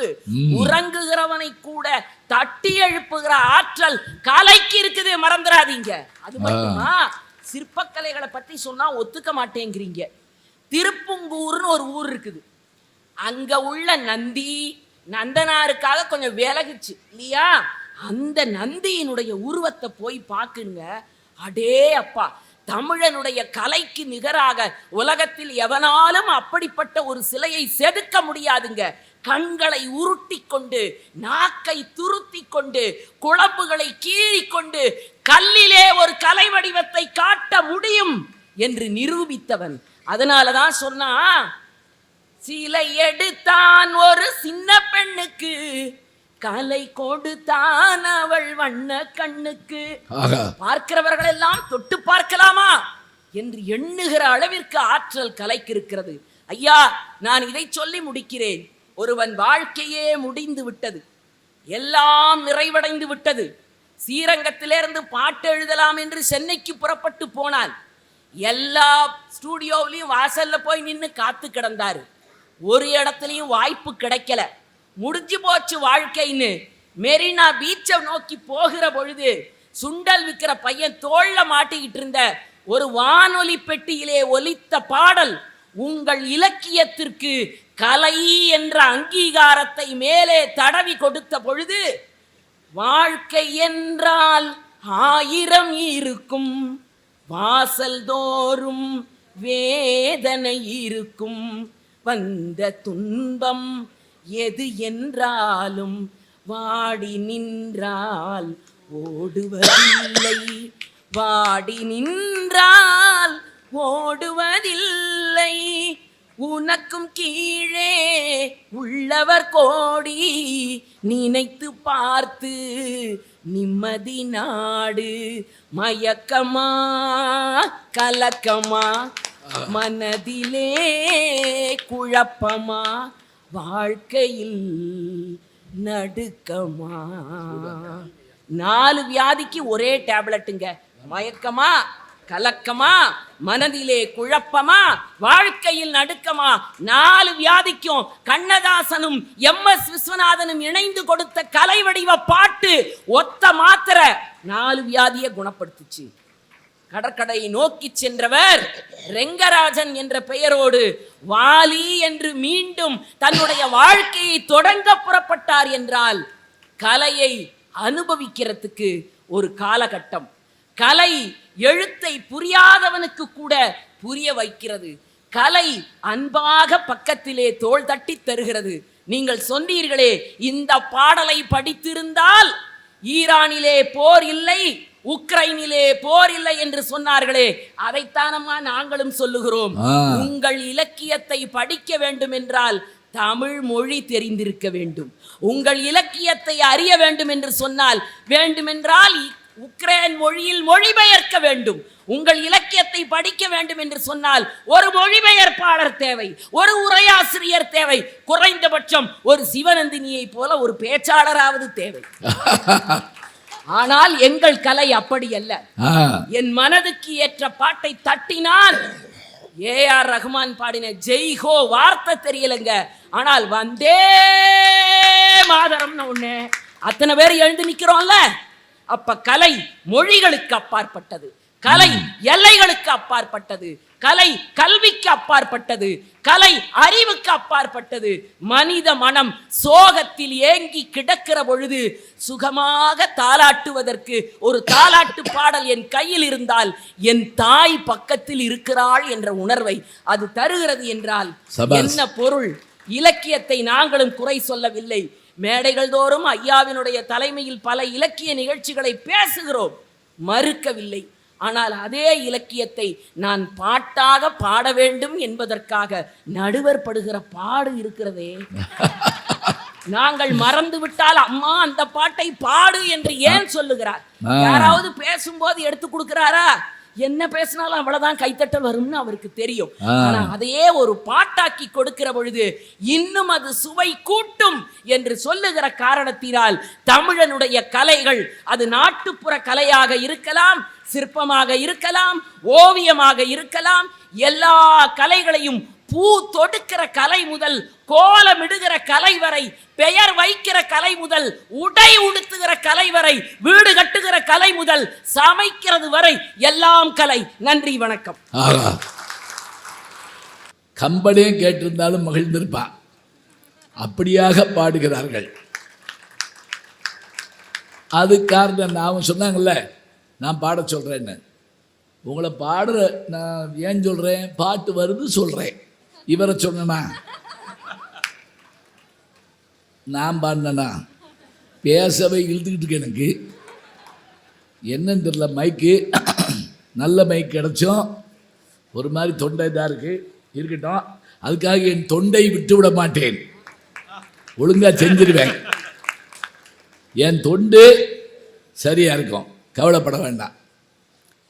நல்ல பாட்டு பாடினா சிவபெருமானே குடும்பத்தோடு வருவாராங்க. கண்ணுதற் பெருங்கடவுள் கழகமோடு அமர்ந்து பண்ணுற தெளிந்து ஆய்ந்ததி பசுந்தமிழ், திருவிளையாடல் புராணம். நல்ல பாட்டுன்னா சிவபெருமான் குடும்பத்தோடு வந்துடுவாராம். குடும்பத்துடன் காண வேண்டிய படம் போடுறாங்கல்ல, இப்ப எல்லாம் அப்படிலாம் போக முடியாது. அதுவும் எதெல்லாம் பார்க்கக்கூடாதுன்னு நினைப்போமோ அதை டிவியில் போடுவாங்க, பார்த்துருக்கீங்களா? எந்த புஸ்தகத்தை படிக்கக்கூடாதுன்னு நினைப்போமோ அதை பாடமாக வச்சு மனப்பாடம் பண்ண வைப்பாங்க, அது நான் பார்த்துருக்கேன். அது மோசமான படம் வீட்டுக்குள்ளே ஓடுறப்ப குடும்பம் படுற பாடு. முன்னாடி அந்த பையனை பார்த்து அப்பா கத்துறாரு, மோசமான காட்சி, கண்ணை முடுறா அப்படிங்கிறாரு. அவன் ஓடியா அந்த கப்பை கண்ணை மூடிவிட்டான் அப்படியே. ஏன்னா அவனுக்கு வருத்தமாக இருக்கும்ல, அப்பாவுக்கு கண்ணு கெட்டு போயிடுவாருன்னு. இங்கே அப்படி இல்லைங்க. இப்போ பாருங்க, இவர்கள் பேச பேச அத்தனை பேர் ரசிச்சிங்க பாருங்க. அதுவும் அந்த எலும்புச்சம்பள கதை கேட்டப்ப நீங்கள், அது கலை இல்லைங்க, உங்கள் தலை. அப்படியே அசையாமல் உட்காந்து கேட்குறீங்க. திருவாவூர் ராஜரத்னம் பிள்ளை, அவரை சாதாரணமாக கூட்ட முடியாதுங்க. நாதஸ்வரத்தில் அவர் தோடி ராகமாச்சா கண்ணாசன் கேட்பார், எப்படி உன் குழலில் மட்டும் தோடி ஓடி வருகிறது அப்படின்னு கேட்பாருங்க. தில்லன மனமல் அந்த அம்மா கேட்கும்ல, உங்கள் நாயனத்தில் தான் இப்படி வருதா, எல்லா நாயனத்திலையும் வருமானு கேட்கும்ல. இப்போ அந்த ராஜரத்னம் பிள்ளையை கூட்டிகிட்டு வந்து தஞ்சாவூரில் ஒரு பெரிய ஜமீன்தார் மிராசுதார் அவரை நாசுரை வாசிக்க வைக்கிறாருங்க. கூட்டமே உட்காந்து கேட்குது. அப்போ மைக் கிடையாது. பக்கத்தில் கேஸ் லைட்டை தலையில் வச்சுக்கிட்டு ஒரு ஆள் நிற்கிறாரு. வேட்டியை வரைஞ்சி கட்டி சட்டை போடலங்க, தலையில் கேஸ் லைட்டு, சூடு. இப்போ இவர் ஒரு ராகத்தில் ஒரு கமகம் பார்ப்பாங்க, கமகம். அந்த கமகம் வாய்ச்ச போது பேஷ் அப்படின்னு இப்போ இவங்க சொன்னாங்கல்ல, அது மாதிரி ஒரு சத்தம் கடிச்சாங்க. யார் தெரியுமா? சட்டை போடாமல் வேட்டியை வரிஞ்சு கட்டி தலையில் நெருப்பு வெயிட்டை தூக்கிட்டு இருந்த அந்த லைட் மேன் என்ன பண்ணாரு? இந்த ராகத்தை கேட்டுட்டு சபாஸ் பேஷ் அப்படின்னு ஒன்னே ராஜரத்னம் பிள்ளை நாதஸ்வரத்தை கீழே வச்சுட்டு அவரை கும்பிட்டாராமுங்க. நான் ஜமீன்தாருக்காக வரல, அவர் கொடுத்த படத்துக்காக வரல, உனக்காகத்தாயா வந்தேன் அப்படின்னாராமுங்க.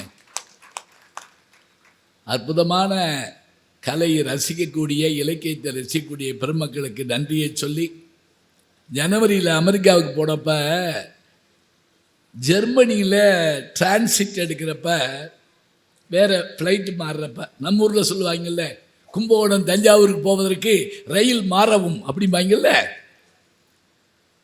அப்போ என் கூட இருந்துக்கிட்டு இருந்தவர் தோளில் பிள்ளை வச்சுருந்தாருங்க. அவர் என்கிட்ட சொல்கிறாரு, ஐயா நானும் என் மனைவியும் அமெரிக்காவில் வேலை பார்க்குறோம், 2 பேருமே வேலை பார்க்குறோம். அவங்க வேலைக்கு போனால் நானும் வீட்டு வேலையை பார்ப்பேன், நான் போனால் அவங்க பார்ப்பாங்க. நான் வீட்டு வேலையை எப்படி பார்ப்பேன் தெரியுமா? உங்கள் யூடியூப்பில் ஜீஞான சம்பந்தன் யூடியூப்பில் வரக்கூடிய அந்த கதாபாத்திரங்களை எல்லாம் நீங்கள் விளக்கி சொல்லுவீங்கல்ல, அந்த நேரம் பார்த்து தாயா நான் அங்கிட்டு பாத்திரம் விளக்குவேன், நீங்களும் இந்த பக்கம் பாத்திரம் விளக்குவீங்க. கர்ணன், துரியோதனன், விதுரன் போன்ற பாத்திரங்களை நீங்கள் விளக்குவீங்க. அண்டா, குண்டா, தட்டு, டம்ளரு, செம்பு இதெல்லாம் நான் விளக்குவேன். நீங்களும் பாத்திரம் விளக்குறீங்க, நானும் பாத்திரம் விளக்குறேன். எனக்கு சந்தோஷமாக இருந்துச்சு. என்ன மகிழ்ச்சி தெரியுமா? ஒன்றும் இல்லை, குடிச்சுக்கிறேன். என்ன மகிழ்ச்சி தெரியுமா? எதையும் ரசிக்கிற மாதிரி சொல்லிட்டா போதுங்க, நமக்கு பிடிச்சி போவோங்க. அதுதான் உண்மை. சொல்ல தெரியாமல் சில பேர் பாடல் நடத்துகிறப்பவே புரிஞ்சிடக்கூடாதுன்னு நடத்துவாங்க, பார்த்துருக்கீங்களா? புரிஞ்சிருமோ அப்படின்னு. ஒருத்தர் சொன்னார், ஒரு வரியை வச்சுக்கிட்டு சில பேர் பாடல் நடத்தி முடிச்சுருவாங்களாம். ஒரு வரி போதுமா? அவ்வளவு அறிவான்னு நினைக்காதீங்க. அது என்ன வரி தெரியுமா? தோட்டத்தில் மேய்து வெள்ளை பசு, அங்கு துள்ளி குதிக்குது கன்றுக்குட்டி, நாவால் நக்குது வெள்ளை பசு, பாலை நன்றாய் குடிக்குது கன்றுக்குட்டி. இவ்வளவெல்லாம் கிடையாது, ஒரே வரி. தோட்டத்தில் மேய்து வெள்ளை பசு. 1 மணி நேரம் ஒரு ஆள் நடத்திருக்காரு. தோட்டத்தில் மேய்து வெள்ளை பசு. தோட்டத்தில், காட்டில் மேயல, கரையில் மேயல, வீட்டில் மேயல, வெளியில் மேயல. வெள்ளை பசு, கருப்பு பசு இல்லை, பிரவுன் கலர் இல்லை, சிவப்பு இல்லை, வெள்ளை பசு. பசு கரடி இல்லை, ஓனாய் இல்லை, நீ மனுஷனே இல்லை அப்படின்னு நினச்சிருப்பாங்க. அப்படிதான். ஏண்டா இப்படியாடா பாடல் நடத்துவாங்க? அதில் கடைசி வார்த்தை, அது மேயுது, கடிக்கலை, திங்கலை, உங்கலை, மேயுது. விளங்கும்ல? விளங்கும், ரொம்ப விளங்கும். இப்போ ஒரு செய்தியை சொல்கிற போது ஒரு செய்தியை 1 மணி நேரம் சொல்கிறது பெருசு இல்லைங்க. ஒரு வினாடிக்குள்ள 100 செய்தியை சொல்லணுங்க, அதுதான் முக்கியம். 1 மணி நேரமாக ஒரு செய்தியை சொல்கிறது ஒரு வகை, ஒரே நிமிஷத்தில் 100 செய்தியை சொல்வது ஒரு வகை, அதுதான் முக்கியம். இப்போ இலக்கியம், கலை ரெண்டையும் பார்த்துட்டோம், நல்லா பேசிட்டாங்க.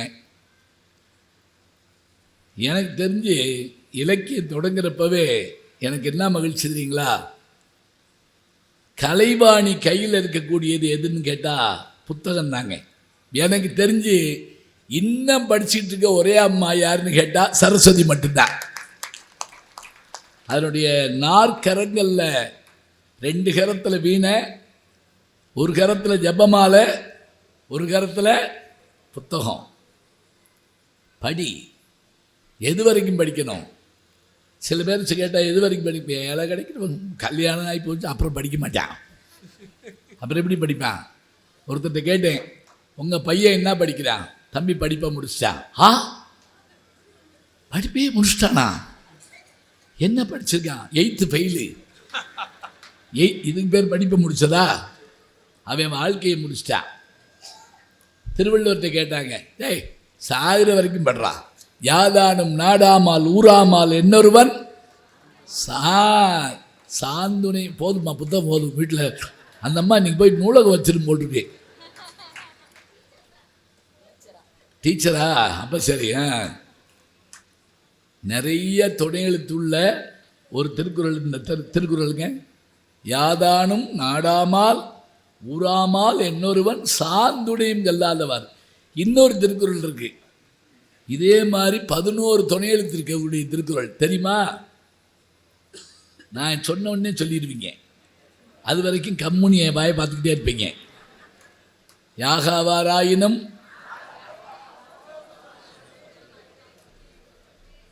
என்னது?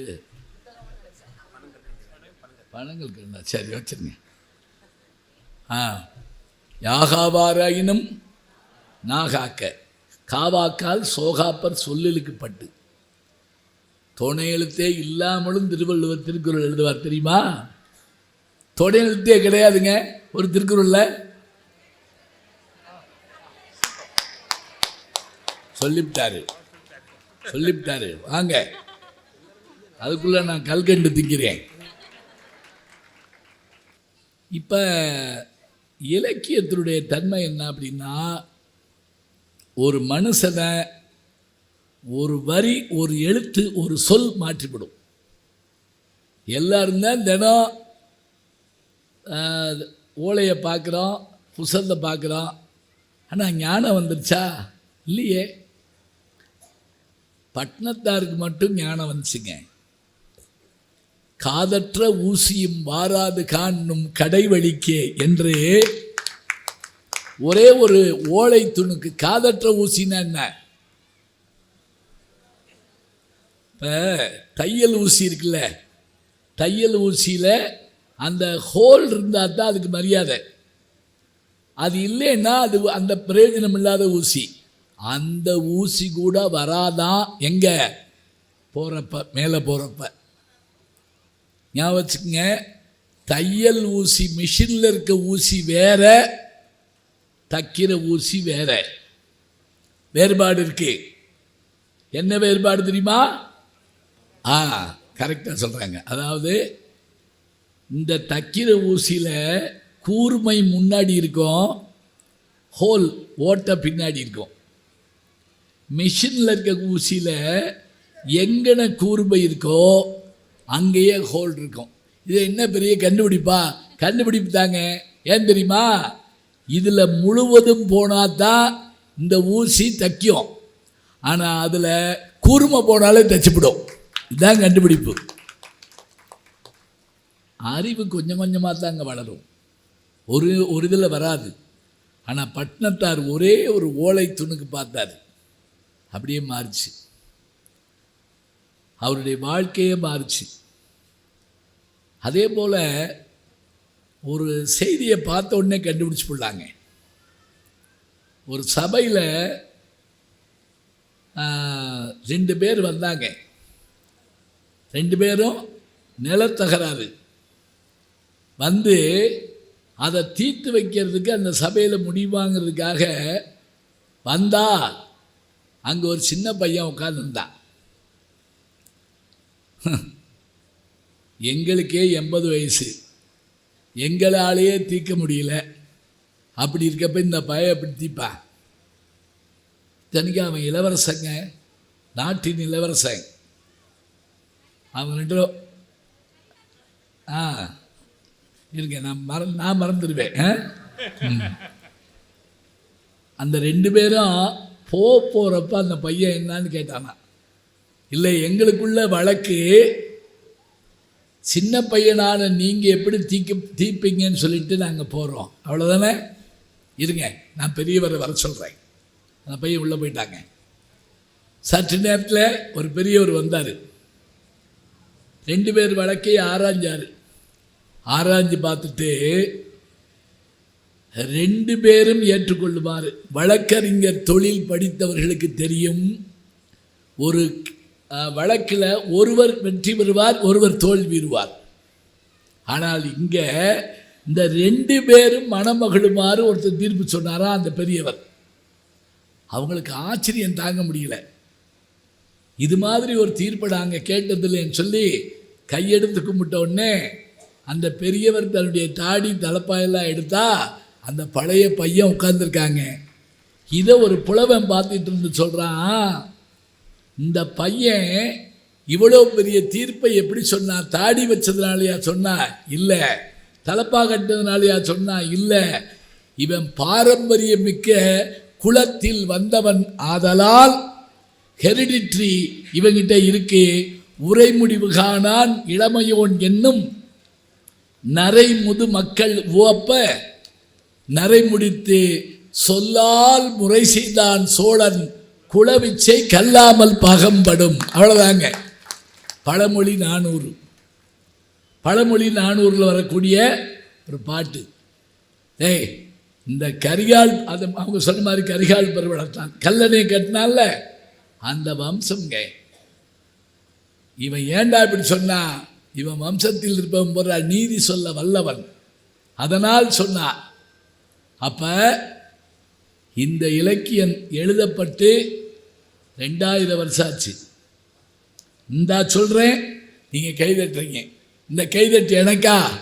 இல்லைங்க, இந்த பழமொழி 400 பாடிய புலவனுக்கு ஞாபகம் வச்சுக்கங்க, அவனுக்கு தான் போடும். இலக்கியம் காலத்தை ஜெயிச்சு நிற்கும், மனசை அப்படியே மாற்றி காட்டும். ஒரே ஒரு வார்த்தையில் சில சமயம் பெரும் மாற்றங்கள் வந்து சேரும். நான் ஆணையிட்டால் அது நடந்து விட்டால்னு அவர் பாடியிருந்தார்னா, டிஎம்எஸ் பாட, எம்ஜிஆர் நடிக்க பார்த்த எல்லாரும் ஆச்சரியப்பட்டோம். ஏன்னா அது எம்ஜிஆர் பாடினார். எழுதினது யாரு? வாலி. ஒரு தவறு செய்தால், அதை தெரிந்து செய்தால், அவன் தேவன் என்றாலும் விட மாட்டேன், உடன் உழைக்கச் சொல்வேன், அதில் பிழைக்கச் சொல்வேன், அவன் உரிமை பொருள்களை தொடமாட்டேன். இது எழுதினா தானங்க பாட முடியும்? சொல்லுங்க பார்ப்போம். இது ஒரு இலக்கியமாக இருந்தால்தான் நீங்கள் பாட முடியும். நீங்கள் பாடினீங்கல்ல, அந்த பாட்டு எல்லாமே எழுதப்பட்டது, கல்லில் பொறிக்கப்பட்டவை, தாமரத்தில், எதில்? பட்டயத்தில் பொறிக்கப்பட்டவை. நெதர்லாந்து போயிருந்தேன். நெதர்லாந்து, அங்கே லேடன் பல்கலைக்கழகத்தில் ராஜராஜ சோழனுடைய செப்பேடு பார்த்தேங்க. நான் செப்பேடு டச்சுக்காரர்கள் கொண்டு போய் வச்சிருக்காங்க.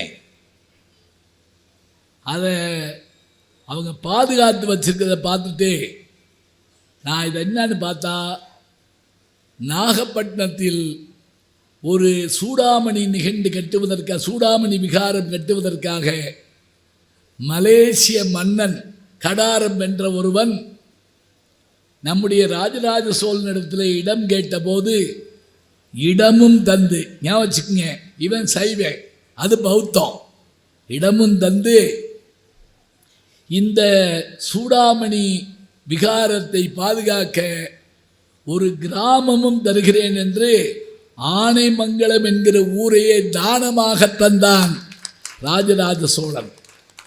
அதுக்கான செப்பேடு நாகப்பட்டினத்திலிருந்து டச்சுக்காரங்க கொண்டு போயிட்டாங்க. அது எவ்வளோ நீளம் தெரியுங்களா? அதனுடைய நீளமே ஒரு 3 அடி இருக்குங்க. அதனுடைய வெயிட்டு ஒரு இது வந்து குறைஞ்சது 5லேருந்து 10 கிலோ இருக்கும், அவ்வளோ வெயிட்டுங்க. இதில் ஒரு பெரிய கம்பி போட்டு வச்சுருக்காங்க, யூடியூப்பில் பாருங்க இருக்கு அது. இதை நான் போய் தொட்டு பார்த்தேங்க. முதல்ல தொடக்கூடாது நாங்கள், ஐயா தயவு செஞ்சு. அப்படி தொட்ட போது என்ன தெரியுமா, 1000 ஆண்டு காலம் டைம் மிஷினில் ஏறி போனது போல நான் உணர்ந்தேன். பார்த்துட்டு வர்ற அதில் இருக்குங்க அந்த கல்வெட்டில், இந்த கிராமத்தை இவர்களுக்காக நான் தானமாக தருகிறேன். அது இலக்கியம் போல டாக்குமெண்ட் போல காப்பாற்றப்படுது. சரி, இப்போ என் நண்பர்கிட்ட கேட்டேன், இது நம்ம பொருள் தானே, சோழ நாட்டு பொருள் தானே, இன்னைக்கு நம்ம நாட்டு பொருள் தானே, இதை நம்ம கொண்டு போயிடுவோமா?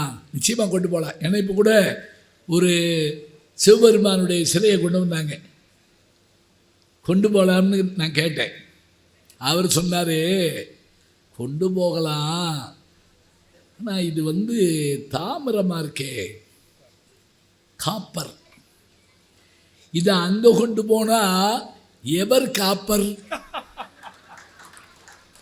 இங்கே இருந்தால் இவர் காப்பர், அங்கே போனால் புரியுதா, சும்மா தலையாடக்கூடாது, எவர் காப்பர், யார் காப்பாற்றுவா? நான் இருக்கட்டும்ட்டேன்.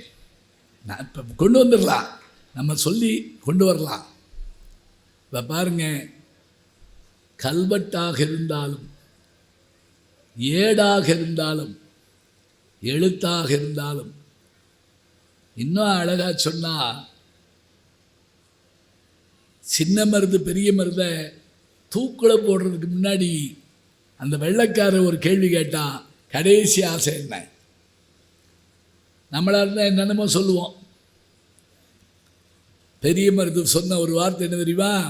சிவகங்கை சீமை ஆண்டவர்களுங்க, நாங்கள் கல்லிலும் சொல்லிலும் முள்ளிலும் தந்த அந்த தான தர்மங்களை நீ செய்ய வேண்டும்னு அந்த வெள்ளைக்காரத்தை கேட்டாங்க. கல்லிலும் சரி கல்வெட்டு, சொல்லிலும் சரி வார்த்தை, முள்ளிலும்னா என்ன தெரியுங்களா?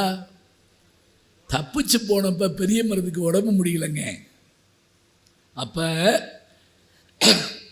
ஒரு குடிசை வீட்டில் போய் படுத்திருந்தார்.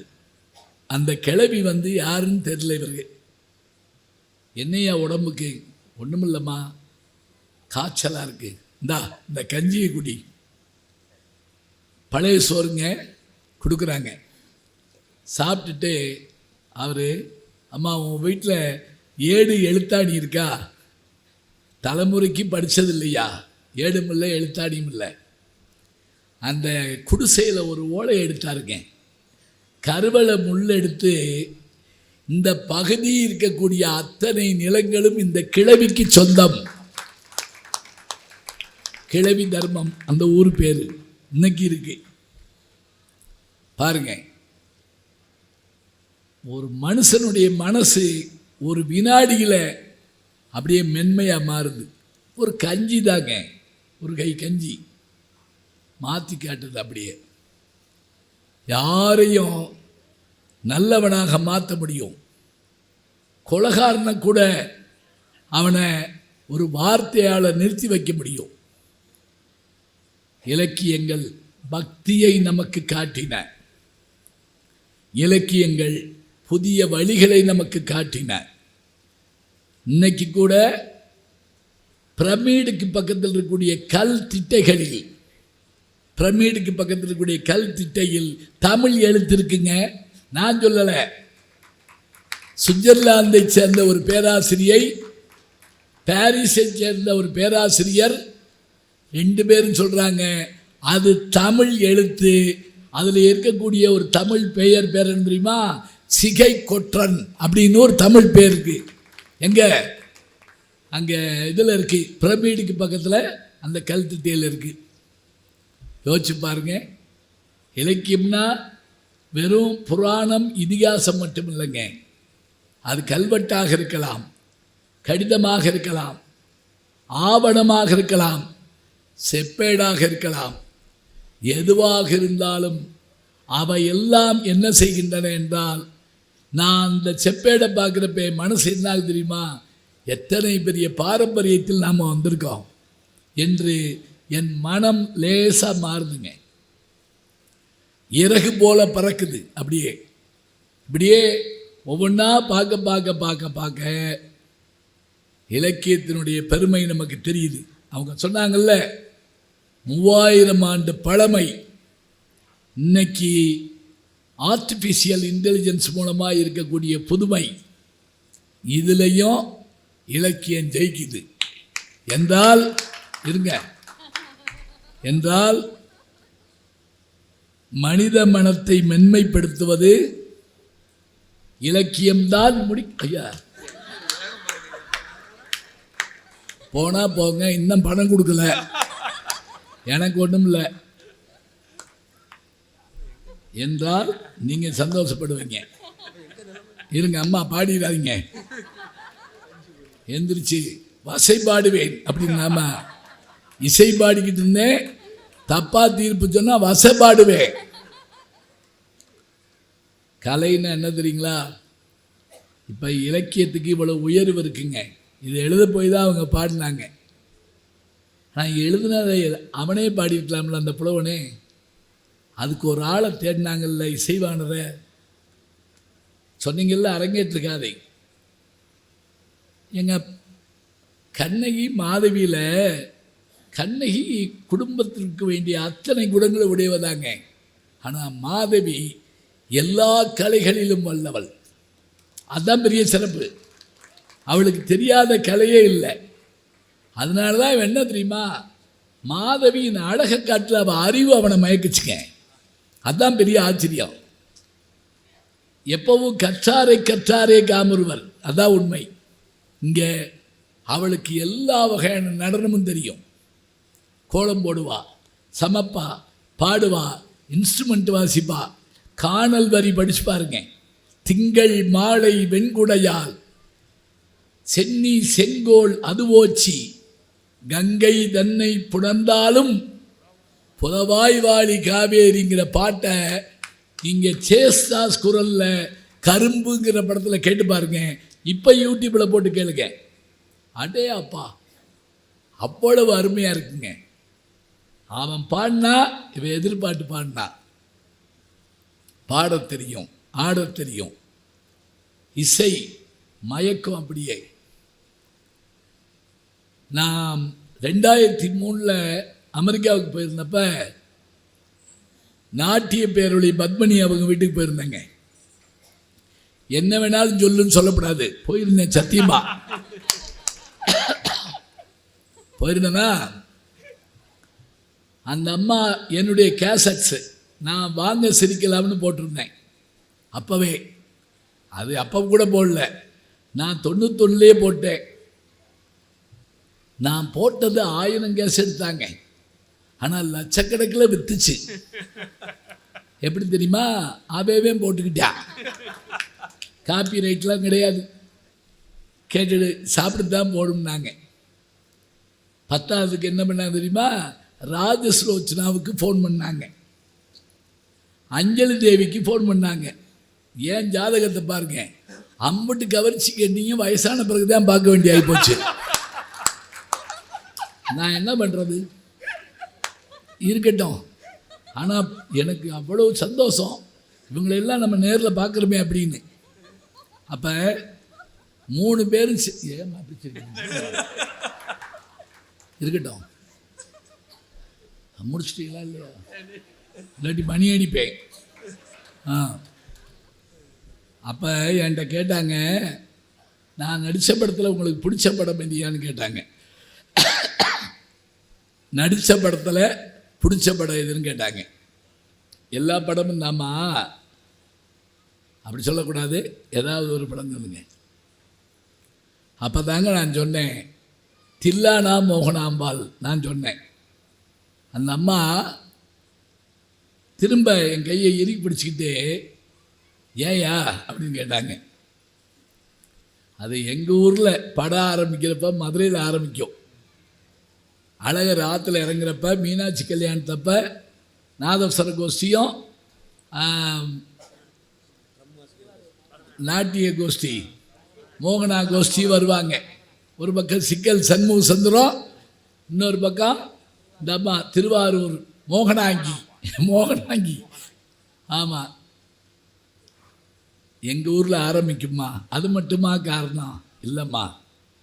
அதில் என்ன அப்படின்னா, இவர் நாதஸ்வரம் வாசிக்கிறப்ப பார்த்து வெடி போட்டுருவாங்க. 2 வெடி பார்ப்பார், அப்படி வச்சிருவார், வாசிக்க மாட்டார். பாலையா கூட வைவார், ஞான சூனியம், இசையை ரசிக்க தெரியல, கிளப்பிடுவார். ஆனால் அதுக்குள்ளே பத்மினி வந்து இறங்கி இவங்களை பார்க்க வருவாங்க. அப்போ நாதஸ்வரம் வாசிக்கிட்டேங்க சிவாஜி பாலையாட்ட அப்படிம்பாருங்க, கண்ணில் வந்து இறங்குறாங்க அப்படின்னு. படம் பார்க்குறப்ப அப்படி பார்க்கணும், ரசித்து பார்க்கணும். வாட்சி முடிச்சுட்டு பாதியில் விட்டுட்டு எந்திரிச்சிருவாங்க. அந்த அம்மா வரும், வந்து அறிமுகமாயிட்டு நான் ஆட போகிறேன், நீங்கள் இருந்து கேளுங்க. எதுக்கு? வெடி சத்தத்துக்கா அப்படின்னு கேட்பாரு. ஏன் ஆடக்கூடாது? ஆர்ப்பரிக்கும் அலையின் ஓசைக்கு ஆடலாம் அந்த அம்மா சொல்லும். எல்லாம் சொல்லும், ஆடு ஆடு அப்படின்ட்டு போயிடுவார். இப்போ இந்த அம்மா ஆட போதுன்னு ஊரே வந்து உட்காந்துருக்குங்க. சிவாஜிக்கு பயந்து எல்லாரும் போகாமல் இருப்பாங்க. பாட்டு ஆரம்பித்த உடனே சிவாஜிக்கு தெரியாமல் ஒரு ஆளாக ஓடுவாங்க. திரும்பி பார்ப்பாரு, ஒரு வயல் இருக்க மாட்டா. இவர் எந்திரிச்சு துண்டை போட்டு போயிடுவாருங்க. போய் ஒளிஞ்சி நின்று பார்ப்பார். இவர் வந்துட்டாருங்கிற விஷயம் அந்த அம்மாவுக்கு தெரியும், அந்த அம்மா தன்னை பார்க்குதுன்னு அவருக்கு தெரியும். 2 பேரும் ஒருத்தர் பார்க்குறாங்கிறது படம் பார்க்குற நமக்கு தெரியும். ஆனால் படத்தில் ஒரு வயலுக்கும் தெரியாது. அதுதான் படம். மறைந்திருந்தே பார்க்கும் மர்மம் என்ன?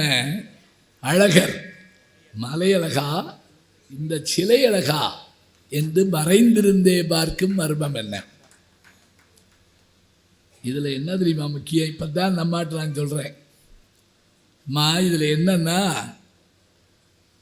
நீங்கள் அவரை பார்க்கறதும் அவர் உங்களை பார்க்கறதுமாக நீங்கள் பாடுவீங்க.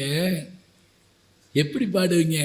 எங்கிருந்தாலும் உன்னை நான் அறிவேன், என்னை நின்னை அல்லால் வேறு யார் அறிவார், பாவையன் பதம் காண நாணமோ, உந்தன் பாட்டுக்கு நான் ஆட வேண்டாமோ, மாலவா வேலவா மாயவா சண்முகா எனையாளும் சண்முகா.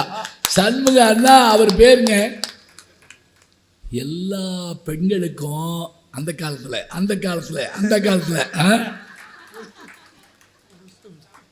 கணவன் பேரை சொல்லணும்னு ஆசை இருக்கும், சொல்ல முடியாது. ஒரு அதிகாரி போய் கணவன் பேர் என்னன்னு கேட்டுக்கார் 40 வருஷத்துக்கு முதல்ல.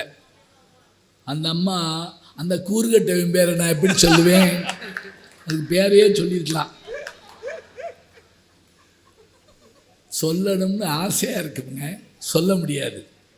இந்த அம்மா பாடிக்கிட்டே சாமி கும்பிடுற மாதிரி மாலவா வேலவா மாயவா சண்முகா எனையாளும் சண்முகான்னு கும்பிட்ட உடனே சிவாஜி பேரையா சொல்கிற அப்படின்னு ஒரு சின்ன கோபம் காட்டுவாருங்க. இப்போ இப்படி கும்பிட்ட உடனே பத்மினியுடைய அம்மா கண்ணீர் விடும். ஏன் தெரியுமா? பிள்ளை சாமி கும்பிடுதாக்குன்னு நினச்சி முருகனை கும்பிடுதாக்கு, முருகன் தூணுக்கு பின்னாடி நிற்கிறாரு. இப்போ நான் அந்த பாட்டை கேட்டுட்டுங்க, இலக்கியவாதி இல்லையா, பக்கத்தாள்கிட்ட சொன்னேன், கண்ணாசம் பாருங்க, பாட்டுக்கு நடுவில் அந்த கதாநாயகன் பேர் வர்ற மாதிரி பாடியிருக்காருன்னு நான் சொன்னேன். அவர் வெத்தலை வாக்கு போட்டுக்கிட்டேங்க, இந்த பாட்டு என்ன ராகம் தெரியுமான்னாரு. தெரியாதே, சண்முக பிரியா ராகம் அப்படின்னாருங்க.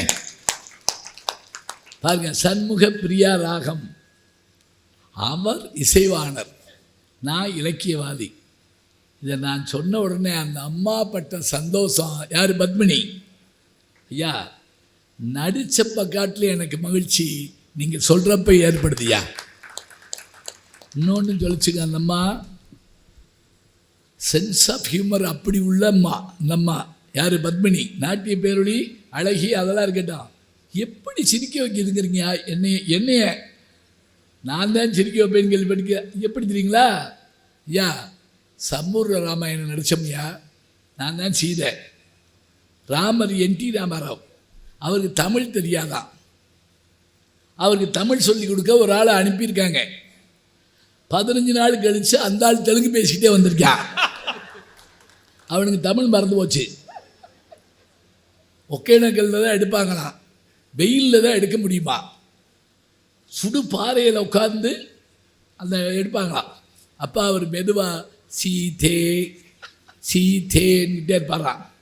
இந்த அம்மா அவருக்கு தமிழ் தெரியாதுல்ல, சீக்கிரம் சொல்லி தொலையா, அந்த ராவணனே தேவலாம் அப்படிங்குமா.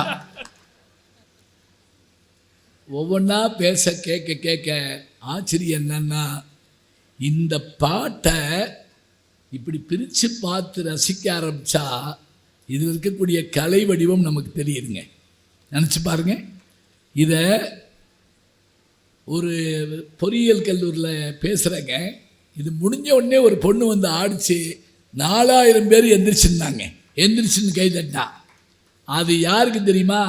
பாட்டு எழுதின கண்ணதாசனுக்கு, இசையமைச்ச கேவி மகாதேவனுக்கு, பாடின பி சுசிலாவுக்கு, ஆடின பத்மினிக்கு, டைரக்ட் பண்ண ஏபி நாகராஜனுக்கு, இவ்வளவு பேருக்கும் அது போகுதுன்னு சொன்னால் அந்த கலை என்ற ஒற்றை நாடி. கோயிலுக்கு போய் சாமி கும்பிட்றது வேறங்க. மதுரையில் ஆயிரங்கால் மண்டபம் இருக்குது. அந்த ஆயிரங்கால் மண்டபத்தில் ஒரு மீனாட்சியினுடைய அழகான திருவுருவம். என் கூட வந்த கைடு என்னை கூட்டிகிட்டு போய் இந்த மீனாட்சி சிலையை பார்த்தீங்களா பாருங்கள், அது அருங்காட்சியகத்தில் இருந்தால் சிற்பம், உள்ளே இருந்தால் தெய்வம். பார்த்துருக்கனே அப்படின்னே. அப்படி பார்க்கக்கூடாதுங்க. இந்த பாருங்க, பைக்குள்ளேருந்து ஒரு சின்ன ஈர்க்குச்சி எடுத்தாருங்க. அதை மூக்கில் இப்படி தடவினாருங்க. தடவிட்டு அந்த ஈர்க்குச்சி இப்படி திருகி வச்சாருங்க. இந்த இடத்துல அந்த மீனாட்சிக்கு மூக்குத்தி போடுற ஓட்டை இருக்குங்க. யார்? நம்மால் போட்டிருக்கா. எப்பயாவது வாய்ப்பு இருந்தால் கிருஷ்ணாபுரம் என்ற ஒரு ஊர் இருக்கிறது. எங்கே? திருநெல்வேலி பக்கத்தில். கிருஷ்ணப்ப நாயக்கர் இலங்கையை ஜெயிச்சுட்டு வர்றப்ப அந்த ஊரில் அந்த கோயிலை ஏற்படுத்தியிருக்காரு. அங்கே ஒரு மன்மதன் ஒரு ரதி சிலை இருக்குங்க. அந்த மன்மதன் கையில் ஒரு கரும்பு வில்லு, அதை உடச்சு விட்டாங்க நம்ம ஆளுங்க. அது வேறு விஷயம். அந்த கரும்புக்கு மேலே ஒரு சின்ன மிளகளவு துவாரம் இருக்குங்க. அது 5.5 அடி உயரம் அந்த கரும்பு வில்லு. இதில் ஒரு சின்ன கல்லை போட்டோம்னா உள்ளே ஓடி வந்து கீழே விழுகுதுங்க. இது எப்படி ஓட்ட போட்டிருப்பான், ட்ரில் பண்ணியிருப்பான். நான் அங்கே இருக்க ஒரு 90 வயசு கிழவர்கிட்ட கேட்டேன், இது எப்படியா ஓட்ட போட்டிருப்பாங்க? அவர் எங்கள் தாத்தா சொன்னார், இதை செஞ்சுட்டு மேலே தேனும் கருப்பட்டி பாகு வைப்பாங்களாங்க. எறும்பு போய் போய் போய் போய் அதில் ஒரு ஹோல் வருமா, அது வழியாக மூளை விட்டு எழுப்பாங்களாம். கலை யோசிச்சு பாருங்க. அந்த சில வரியினால் நம்ம உயிர் அப்படியே ஆட்டம் காணும். காட்டு விலங்கறியும் கைக்குழந்தை தானறியும், பாட்டின் இசையதனை பாம்பறியும். நாங்கள் பாரதி 10 நாளைக்கு முதல்ல எங்கள் வீட்டில் உட்காந்துருந்தேன். ஒரு பேர் இல்லாத அன்னோன் நம்பரில் ஃபோன் வந்துச்சு. ஞானசம்பந்தம், நீங்கள் சொன்ன பாட்டு தப்பு. எனக்கு மண்டைக்கு ஏறிச்சு கோவம். நான் சொன்ன பாடல் தவறா அப்படின்னு சொல்லிட்டு, இல்லை நான் சரியாகத்தான் சொன்னேன். அட இல்லைன்றேன். என்னங்க இல்லைங்கிறீங்க? அந்த யானை பாட்டு தானே, அந்த யானையெல்லாம் வந்து நின்று கேட்டுச்சு, அந்த பாட்டு தானே. நான் சொன்னதாங்க ரைட்டு. அமிதாப் பச்சன் இளையராஜா சாருடைய 1000வது படத்துக்கு அந்த பாராட்டு கூட்டம் நடத்துகிறப்ப அவர் சொன்னார், இந்த பாட்டை கேட்டுட்டு தான் அந்த யானைகள்லாம் திரும்பி போச்சு அப்படின்னு. ஐயோ, அந்த கூட்டத்தில் நானும் உட்கார்ந்துருந்தேன். அவர் பேசவே இல்லை. எனக்கு அப்போத்தாங்க சுரீர்ந்துச்சு. பேசுகிறவரே இளையராஜாங்க. அவரே சொல்கிறாரு அந்த பாட்டு இல்லைன்னு. நான் அவரோட வாதாடிக்கிட்டு இருக்கேன். நான் சொன்னேன், அட கடவுளே, மதுரையில் இந்த குழப்பம் இருக்கத்தான் செய்யும். சிவபெருமான்கிட்ட வாதாடின நக்கீரன் மாதிரி நான் உங்களோட போய் வாதாடிருக்கேனே, அது என்ன படம்னு கேட்டேன். வைதேகி காத்திருந்தால் படத்தில் ராசாத்தி ஒன்றை காணாத நெஞ்சம் பாட்டப்ப வால்பாறை பக்கத்தில் ஒரு மதம் பிடிச்ச யானை அந்த கன்று இறந்து போனதுனால அந்த பகுதி முழுவதும் அழிச்சிக்கிட்டே இருந்துச்சாங்க. அந்த யானைக்கு பயந்து யாரும் அந்த பக்கம் போக மாட்டாங்களாம். அதே யானை அங்கே இருந்த டூரிங் தேட்டரில் இந்த ராசாத்தி உன்னை பாட்டு பாடுறப்ப வந்து நிற்குமாங்க. 40 நாள் விடாமல் பல யானையை கூட்டு வந்து நிற்குமா. 41ஆவது நாள் படத்தை தூக்கிட்டாங்க. யானை வரல. ஏன் தெரியுமா? அதன் மதம் அடங்கி போனது, குணம் மாறிப்போனது, அமைதியாக மாறிப்போனது என்றால் அந்த யானையினுடைய மனமாற்றத்துக்கு காரணம் இசைஞானியினுடைய இசைங்க. அவரே எனக்கு சொன்னது. நினச்சி பாருங்க, மனுஷத்தை மென்மையாக இல்லைங்க, மிருக மனசையும் மென்மையாக்க கலைகளால் முடியும் என்று சொன்னால் நல்ல ஓவியமும் நல்ல கலையும் நல்ல இசையும் எப்போதும் நம்முடைய மனத்தை மென்மைப்படுத்தும். கலை என்கின்ற ஒரு வடிவம் கல் மனதையும் உருக வைக்கும், மென்மையாக்கும். அதனால் மனித மனத்தை மென்மைப்படுத்துவதில் முன்னிற்பது இலக்கியத்தை காட்டிலும் கலையே கலையே கலையே என்று சொல்லி நீங்கள் கலையலாம் என்று சொல்லி விடைபெறுகிறேன். நன்றி, வணக்கம்.